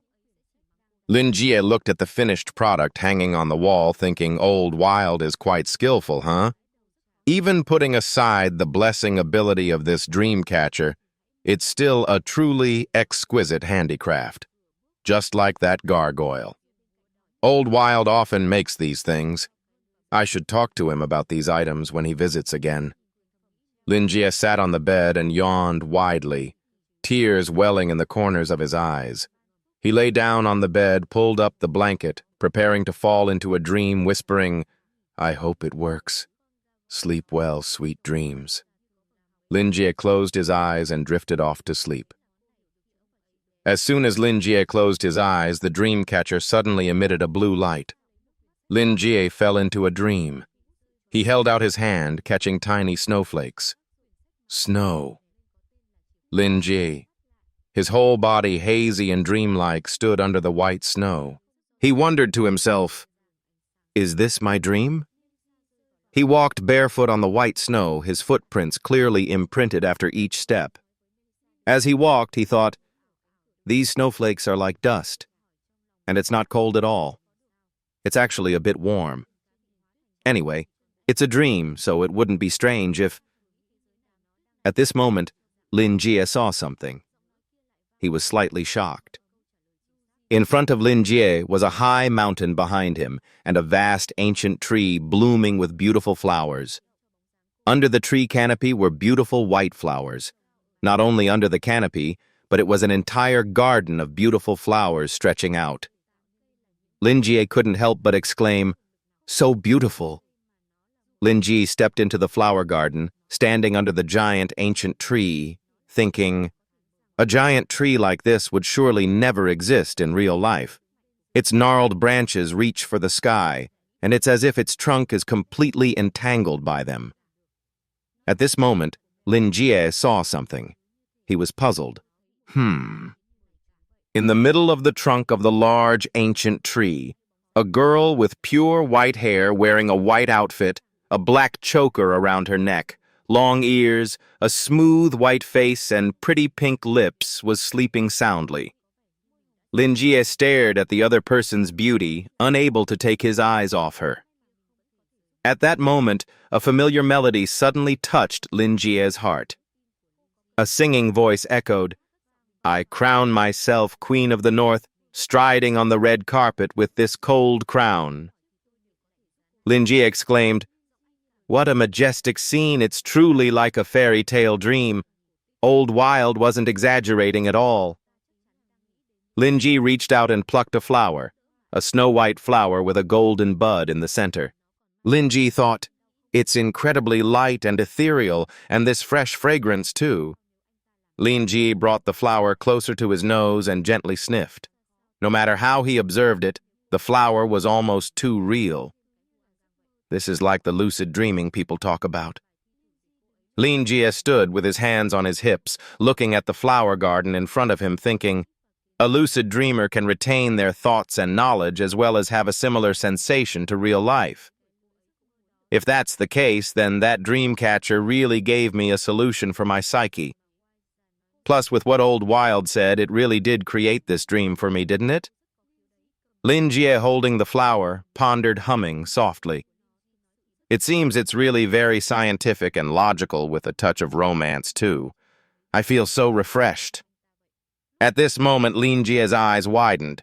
He looked towards this girl sleeping under the tree, thinking, so if this is my dream, I can really do whatever I want. After realizing his thought, Lin Jie quickly covered his mouth. Ahem, he thought. Never mind. Even dreams have their limits. Although I'm quite curious why I can see such a beautiful girl and people in dreams usually appear blurry. Anyway, if I had to say, it's because Chinese people like platinum blonde hair, right? I know this quite well. But in the end, it's just a dream, isn't it? So anything can happen. Thinking this, Lin Jie took a step towards the girl sleeping under the tree. Let's see. Who is this dream girl? She looks like... Lin Jie got closer, looking at her sleeping face, which appeared delicate and beautiful. His face flushed. This is definitely a dream. She's as beautiful as a painting. She looks just like a statue of Venus, a captivating goddess. Lin Jie, closing his eyes, smiled, holding the flower. But this is a dream, so doing this much should be okay, right? After comforting himself, Lin Jie placed the flower in the sleeping girl's hair, thinking, you can consider this gift of mine as admiration for your beauty, even though this flower isn't exactly mine. Lin Jie reached out and took a lock of the girl's hair.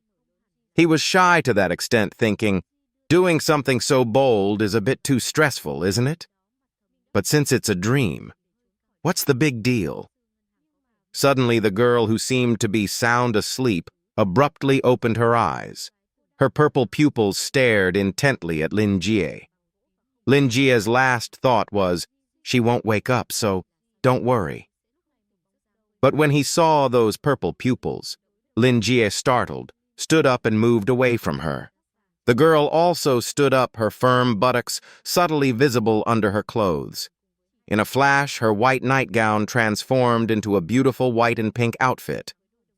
Lin Jie observed her, thinking, gosh, I didn't realize this dream girl is nearly 2 meters tall. This is really a dream. Too absurd. Lin Jie tilted his head back to look up, only seeing the 2 hills of the girl peeking out, which led him to make the above observation. The girl's purple pupils stared at Lin Jie. She asked, "Who are you?" Lin Jie slightly startled thought, "Oh, she asked me first?" Lin Jie looked at the girl thinking, interesting. But when someone appears in someone else's dream, it's usually their subconscious, right? And this is clearly an opportunity for me to talk to my own subconscious. Lin Jie extended his hand.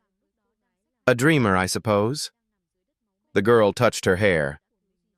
"You're in a dream, so of course you're dreaming." Lin Jie flinched slightly. He thought, she knows I'm in a dream. This dream girl is truly full of mystery. Even if the embodiment of my subconscious is a bit mysterious, this is definitely my dream. Thinking this, Lin Jie pointed at the girl. "At least I answered correctly. Now it's my turn to ask you." Lin Jie asked the girl, "Who are you, and why did you say you weren't dreaming?" After asking, Lin Jie also realized he had asked a foolish question, thinking, well, it's probably because I'm dreaming, right? It seems I've revealed a bit of my eager side. The girl's lips twitched into a smile. "My name is Silver. That's my name." Hearing this, Lin Jie asked back, "Just a name?" Silver smiled, winking one eye playfully. "At least I told the truth." Silver looked at Lin Jie. "Now it's my turn, right?" Lin Jie was a bit bewildered, thinking I didn't expect her to counter like that. Too bad. Her smile is too captivating. At this moment, Silver stopped joking, closed her eyes, and whispered to Lin Jie, "I've been waiting here for a very long time, a really long time. And I don't even know what time it is now, it's just that this place is too beautiful." Silver stood opposite Lin Jie. She said, "But it's a bit too quiet, isn't it?" "It's deathly silent." Silver placed her hand on her chest, her eyes looking intently at Lin Jie. "So can you tell me why I feel this way?" Hearing the question. Lin Jie pondered, humming softly. He was sweating inwardly, thinking, isn't it just loneliness? So I can even expand my career in dreams. Then this dream suits me too well. A dreamy hill full of irises. It's like a fairy tale. And then to be healed by a beautiful, elegant girl like this, with my words. Lin Jie was drooling, thinking, this helping others thing, I'm getting addicted to it. Silver looked at Lin Jie, who was lost in thought and drooling over there, completely bewildered. Lin Jie, still unconcerned, was engrossed in his own thoughts. Indeed, as the ancestors said, to give is to receive. Speaking of which, this pajama set is a bit too simple, isn't it? If I could wear a suit like always. Just as Lin Jie thought that the young man in white pajamas was suddenly wearing a suit as usual. Lin Jie thought, nice. Lin Jie looked at his white-gloved hand and smiled. I knew it. Since I'm lucid dreaming, my thoughts can turn into reality. Lin Jie spread his hands. That's right. Since it's a dream, I probably don't need to be careful. Lin Jie extended his hand to Silver. If you don't mind, let's sit down first. Silver looked at Lin Jie speechless for a moment, then placed her hand on his. Lin Jie took her hand, silently noting, her hand is so soft and cold. Anyway, I have to resolve this. The two sat on the flowers. Lin Jie began his psychological counseling profession. Have you always been the only one in this dream? Silver replied. No one has ever set foot in this place before. Until now, it's only been you. Hearing this, Lin Jie analyzed inwardly. She sounds just like the beautiful long-haired maiden, doesn't she? Always alone in a beautiful garden.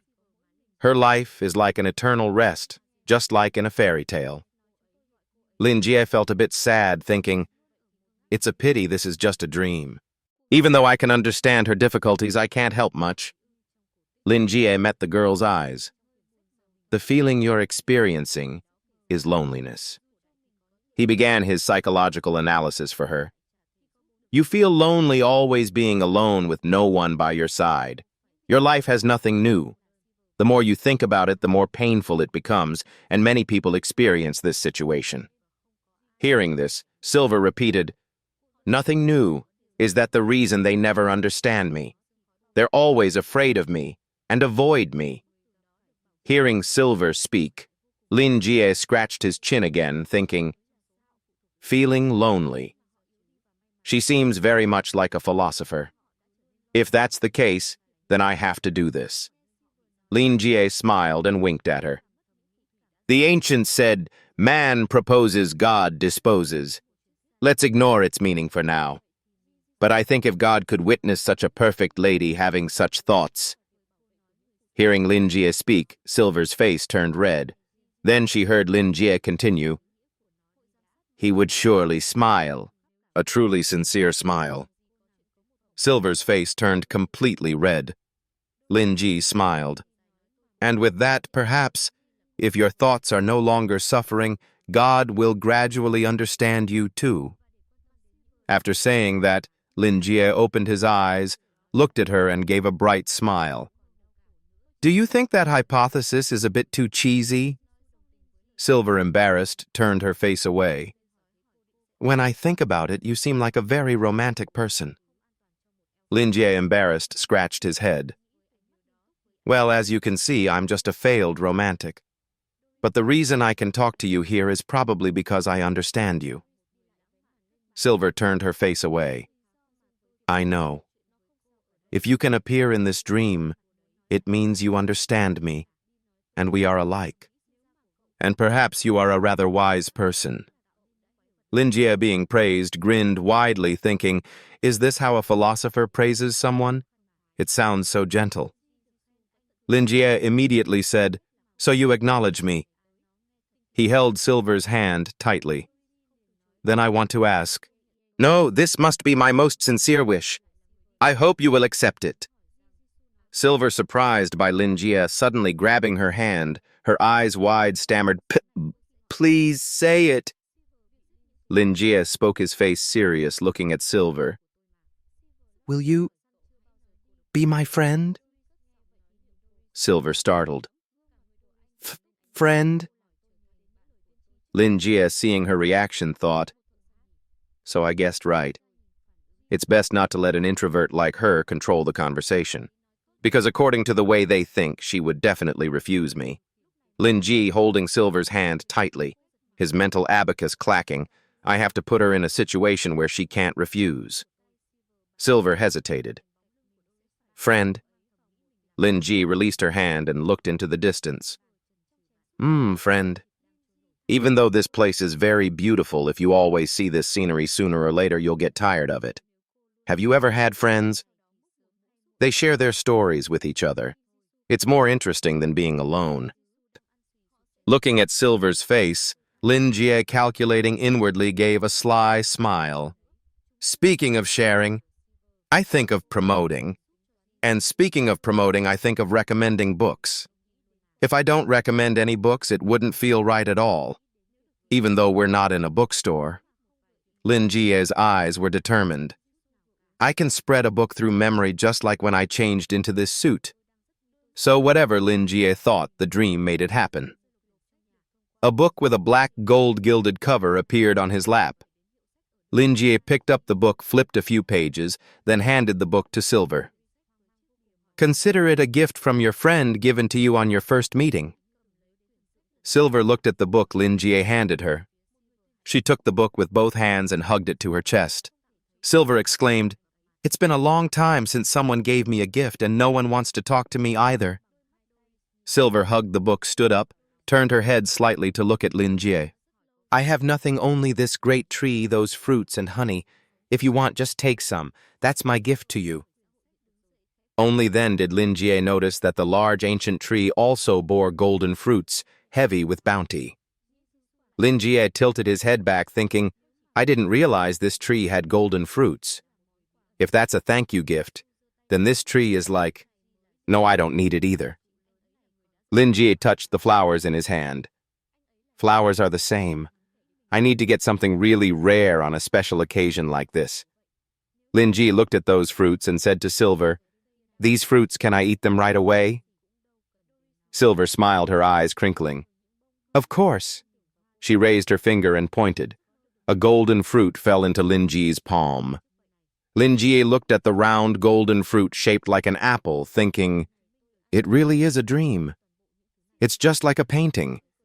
Though he thought it was like a painting, Lin Jie's mouth was already watering. Lin Jie thought, but what will it taste like? He opened his mouth and took a bite. Well, he ate the whole fruit, crisp and sweet, and no core either. It's different from a normal apple, isn't it? Probably because of the flavor of this place. Silver, after seeing Lin Jie finish eating, asked, is it good? Do you like it? Lin Jie smiled. It's quite sweet. But suddenly, Lin Jie's whole body flickered like a glitchy TV, his form slightly hazy. He startled. Panes of glass were gradually shattering. He wondered, what's happening? Am I waking up? So soon, I feel like it hasn't been long at all. Lin Jie looked at his gradually fading hand, thinking, but I can't feel too much in this dream anymore. Before leaving, Lin Jie extended his hand. Ah, well, even though I don't want to, I have to go. Silver placed her hand on his palm. Right before the dream gradually shattered, Silver put both her arms around Lin Jie's neck. Before his surprised eyes, Silver placed a light kiss on his earlobe, her voice like a whisper. I hope that next night. Lin Jie looked blankly at Silver's blushing face. Silver said, we can meet in a dream again. The dream shattered. You disappeared. Only Silver remained standing there. Under the heavy rain of Noken City, a cigarette was lit, contrasting with the cold rain. Uan stood in the rain wearing a cloak that obscured half his face, smoking a cigarette. As he smoked, he whispered, choosing Helix seems to have been quite a mistake. But besides that, I also betrayed my teacher and killed my disciple. Uan's face, hidden in shadow, gradually revealed a scar on his eye. He wore an earring. Uan's mouth said, anyway, I can't do much. Just forget my foolishness. What about that special mission? A voice from somewhere replied, it really needs someone like you to personally handle it even if you're injured. That girl, she just got stronger. Even if we combine my strength and Helix's, we might not be able to fight her. Uan remained silent. The voice continued. As for Old Wild, he's seriously injured. Even if he lives, he'll retreat to protect his honor.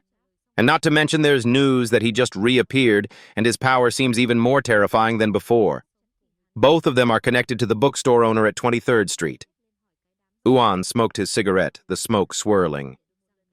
It's as if their fates have been decided. There's a lot of suspicion here, so that's what happened.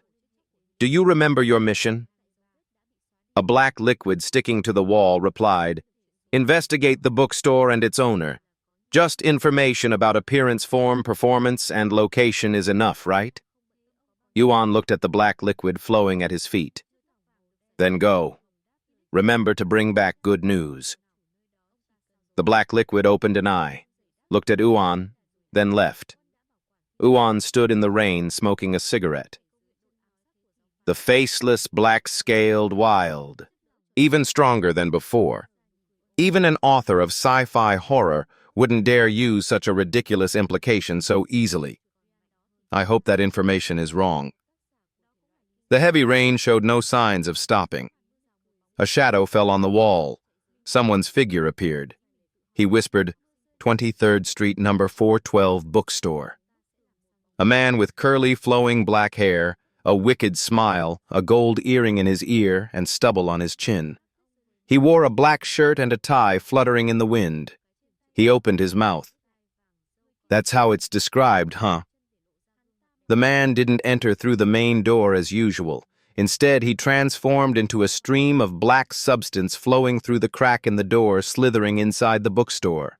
After entering the bookstore, the man transformed back into human form, looking at the books displayed around, thinking strange. Not a hint of magical reaction. If I judge for myself, this is just an ordinary bookstore. Did the higher-ups make a mistake? I should check the second floor. The man walked up the stairs to the second floor, completely unaware that the monster statue had opened its eyes and was staring at him. but the statue didn't react. The man stood in front of the room door, looking up at it, thinking, "This is the only place I haven't investigated, the only place with signs of life. This style is quite normal. It doesn't seem like aberrant level." The man wasn't too worried. "I was overthinking. This mission is too simple. It seems Yuan and the others were worrying too much." The man smiled triumphantly, his flowing hair covering one eye, thinking, "Of course, how could the owner of such a small bookstore have that monster? Or maybe I should make a deal with the owner while I'm here and report back." The man placed his hand on the doorknob, thinking of what he would say to the owner. "You're just worrying about an ordinary person. I've taken care of everything. Heh heh." I wonder if they'll be quite happy after hearing that. But when he opened the door and stepped in, the man saw the dreamcatcher hanging, emitting a blue light.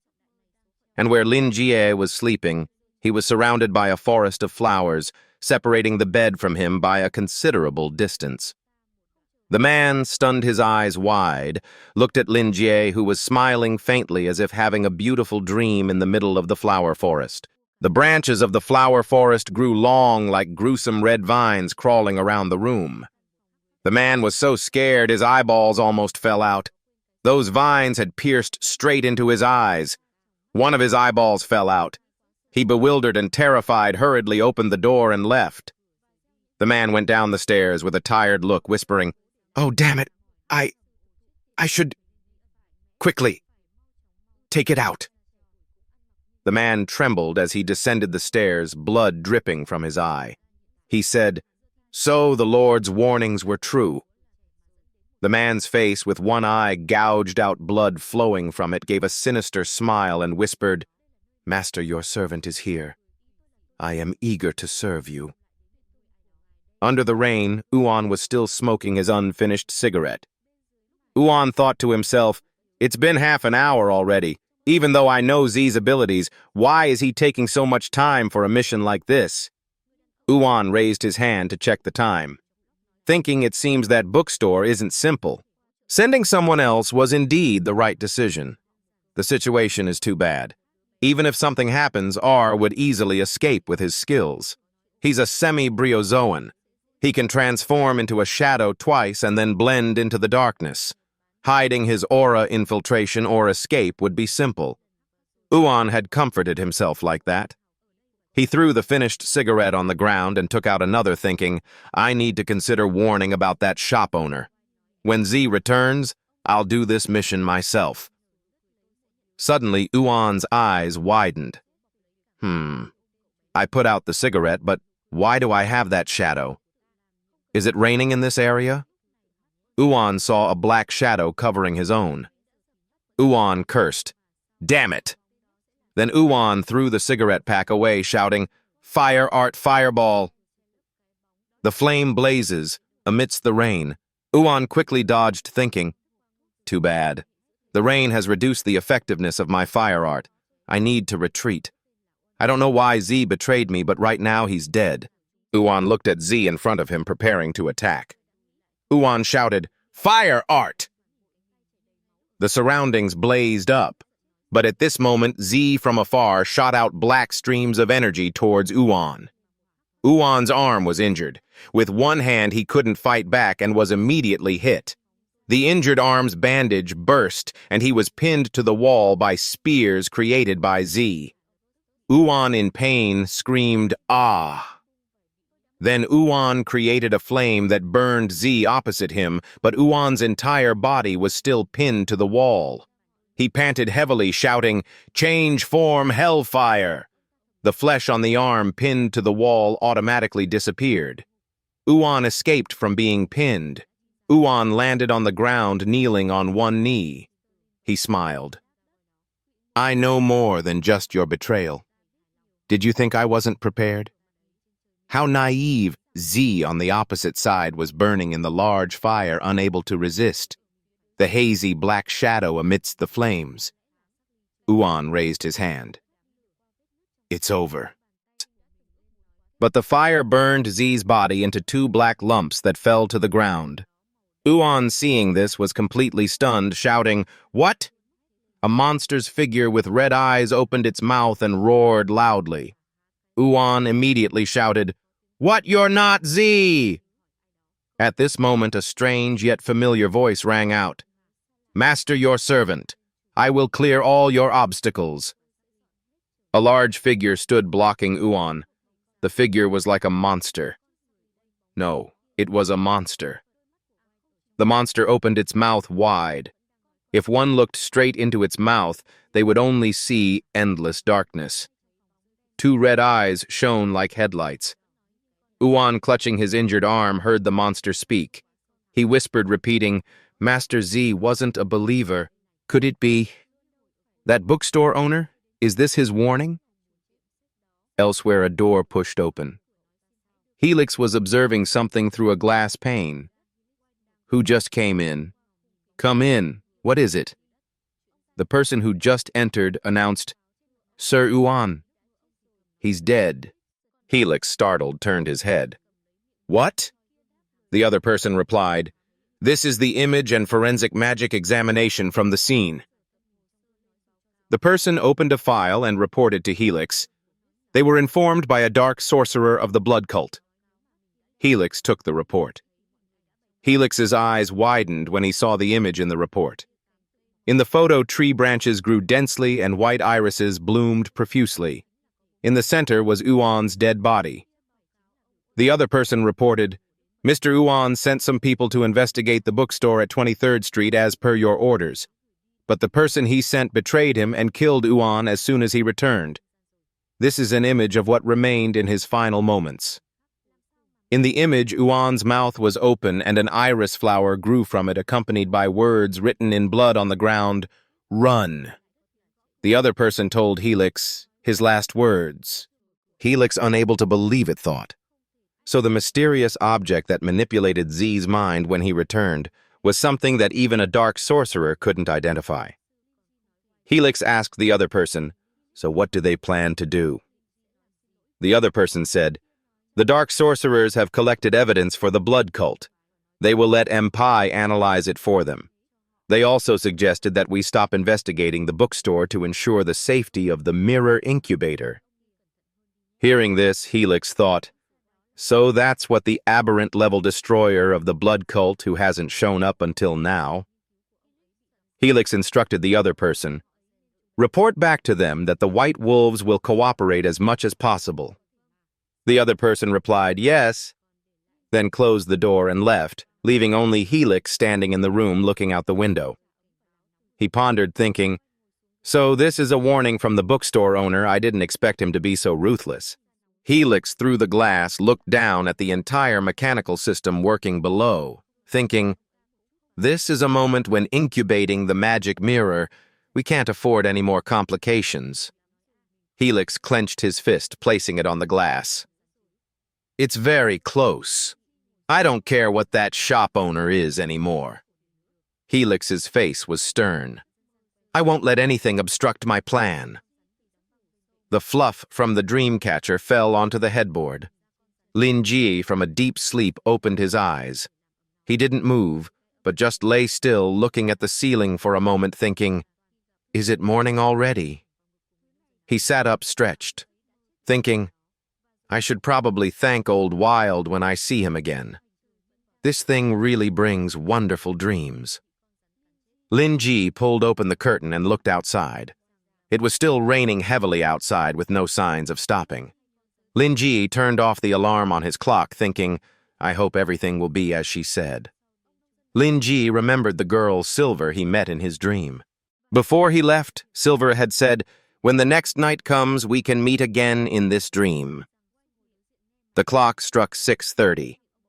Lin Ji went into the bathroom for personal hygiene, from brushing his teeth to rinsing his mouth. As he was brushing and rinsing, he suddenly stopped, his mouth agape, looking at his teeth, thinking, why do I feel something is not quite right? At this moment, Lin Ji looked in the mirror. He saw in his mouth several extra teeth had grown. He startled, thinking, what is this? Why do I suddenly have 8 more teeth? Is this Inky's doing, or is this extra addition a blessing? Lin Ji touched his mouth, thinking, And if it's with Buddha having 40 teeth, to explain a bit, it's because Buddha has 40 teeth, so this is considered lucky. After a while of not being able to find an answer, Lin Jie decided to give up. He turned away. Oh well, whatever. Who knows how it is? Well, if I meet them, I'll ask again. Lin Jie, wearing his suit, opened the bookstore door and looked at the rain outside. He thought, I'm so excited. I wonder if I'll have new customers today. At this moment, Lin Jie noticed there was no sound from the neighbor's side. He was a bit puzzled, thinking, strange. Usually at this time, my neighbor would be blasting the news loudly. Why is it so quiet today? Or did his fuse blow again? Or is he sick? Lin's friendly, chubby neighbor was at home, scared stiff, not daring to say anything. The chubby man hugged his legs, tears streaming down his face and even snot. Lin Jie knocked on the wall. Excuse me. At this moment, a loud, "Ah!" came from inside the house, startling Lin Jie outside. Lin Jie quickly asked with concern, What's wrong? It's because I didn't hear you listening to the news this morning, so... The chubby man on the other side, terrified, thought, Damn it. He found out something's unusual. In movies, whenever someone is found doing something unusual, they always die, right? So the chubby man, panicking, shouted, Nothing's wrong. I'll turn it on right away. The man picked up the remote and turned on the TV. I'm really sorry, I'll turn it on now. When he turned on the TV, a black shadow with 2 eyes appeared again, scaring the man to death. But luckily, the TV was still broadcasting the news. Today's news. Today's news. A statue overturned on M Street has caused the death of a man. The Tower of Secret Correspondence is currently investigating the incident. Lin Jie on this side heard the news and pondered, thinking, an accident. It seems the weather is really getting worse. Or am I overthinking? But Mr. Colin seems a bit scared, too. Lin Jie thought to himself, Mr. Colin, are you sure you're all right? If you want to be healthy, you should get enough rest. Colin on the other side, scared stiff, was typing on his phone. He thought, Is he warning me not to do anything foolish or I'll lose my life? Colin, his chin quivering with fear, tears streaming even more, thought, No, I'm still young. I don't want to die. Colin stared at his phone, thinking, It seems he knows. I was planning to ask a priest for an exorcism. I knew it. I shouldn't have sent that message. At this moment, Lin Jie on the other side called out again, Mr. Colin! Colin on this side jumped. On his phone, Colin had successfully sent a message to the recipient, Church of the Domed Vinnen. Seeing this, the man, terrified, his tears flowing again, thought, It's over. Colin's whole body trembled. Damn it. It's too late for regrets now. Colin imagined the priest clasping his hands in prayer. Father of the domed church, please save this child. After a while of praying, the man, panting, said to Lin Jie, I'm fine. You don't need to worry. Thank you for your concern. Lin Jie on this side was extremely confused. If that's the case, I'll let you rest then. Lin Jie stopped worrying about his neighbor. He stood in front of his large bookshelf thinking, why can't I figure out the emotion he's hiding inside? Or should I buy a gift and visit him? At this moment, the bookstore door opened. The bell chimed again. Ding dong. Lin Jie turned his head and smiled. Welcome. When Lin Jie saw the other person, he thought, it really is a new customer. The new customer was a girl wearing a camisole, a yellow shirt underneath her red hair tied neatly at the back, wearing a hat and folding her umbrella. Lin Jie thought, it seems to be a young and energetic customer. Melissa on this side dusted off her shoes, thinking, this is the bookstore mentioned in Dad's documents, right?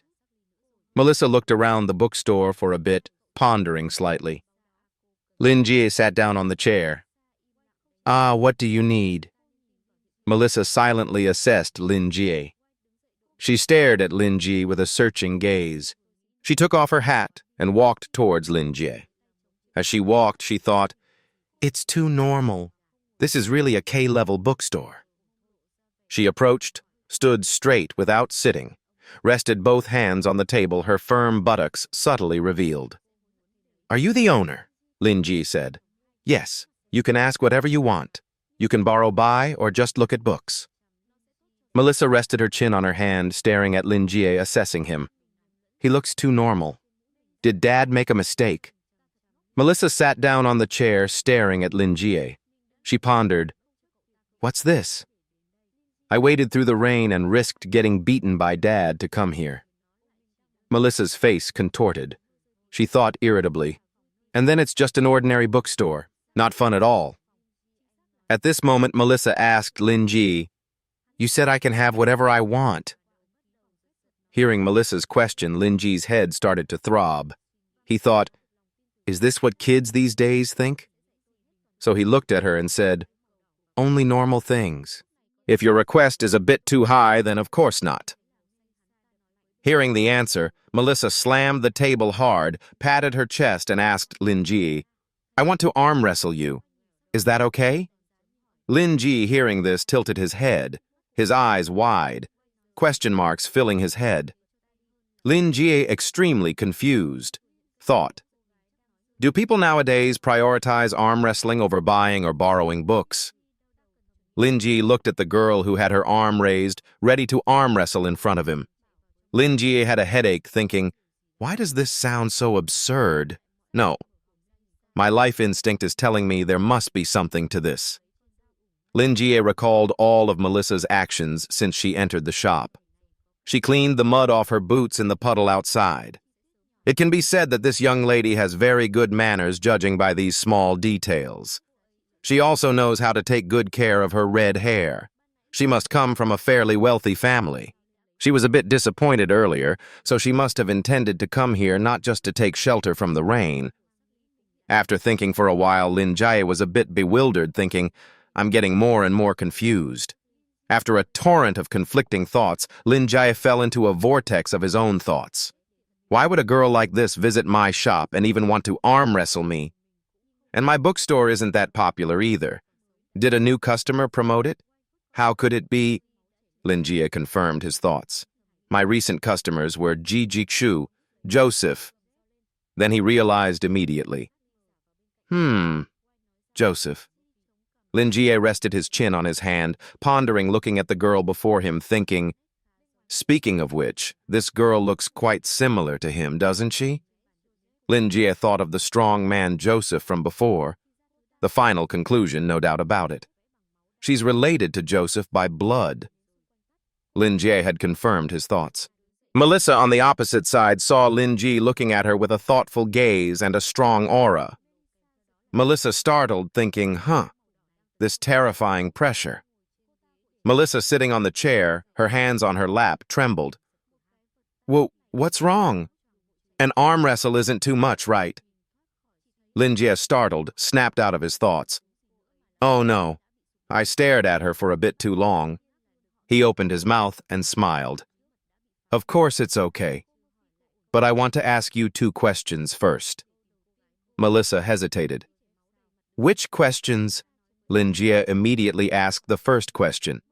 Did you come here because of Joseph? Melissa was greatly shocked, slammed her hands on the table and stood up. She looked like she had seen a ghost. Melissa asked Lin Jie, How did you know? Lin Ji, seeing her intense reaction, calmly poured tea, thinking, It seems I was right. Lin Jie immediately said, Don't look at me like that. You two look very similar. Melissa remembered her fierce, strong father. Similar, how? Lin Jie still sat there, calmly thinking. It's annoying. It's obvious they look alike. Really, even her stubborn personality and the look in her eyes. They must be father and daughter. Lin Jie lifted his teacup. Question number 2. Why do you want to arm wrestle me? Melissa took the cup, took a sip, and explained. Joseph said that if I'm troubled by something but can't do anything about it, I should find someone to arm wrestle. Lin Jie, after hearing her speak, was speechless, his face wrinkling. Why is arm wrestling so special? Melissa explained further. because he said it can make the opponent weaker if they refuse. And even if they refuse, I can still force them to participate. Besides, I'll also have a reason to hit them if I get angry. Lin Jie, hearing the as if it's right logic of this father and daughter, was completely bewildered. He thought, is this what Joseph teaches his child? Lin Jie covered his face as if falling into a crisis, thinking, oh, well, never mind. This is military thinking. I probably shouldn't expect much from a soldier with that memory when it comes to raising children. Thinking this, Lin Jie had a headache. He touched his head and said to her, all right then. How do we play? Melissa, overjoyed, said, whoever wins 2 rounds wins. Very fair, right? Lin Jie looked at her overjoyed face, thinking, so this little girl must have argued with Joseph about something and then got angry, right? And something that made me... Lin Jie's face was quite annoyed. He thought, damn it, I have to take back my compliment about the little girl's behavior. He raised his fist and placed it on the table, clenching his fist. He made up his mind to set things right. I'm sorry, Joseph. I won't go easy. This is for her sake. In Melissa's eyes, she saw Lin Jie's face change. She shrank back a little, thinking, this is the strength of a normal man.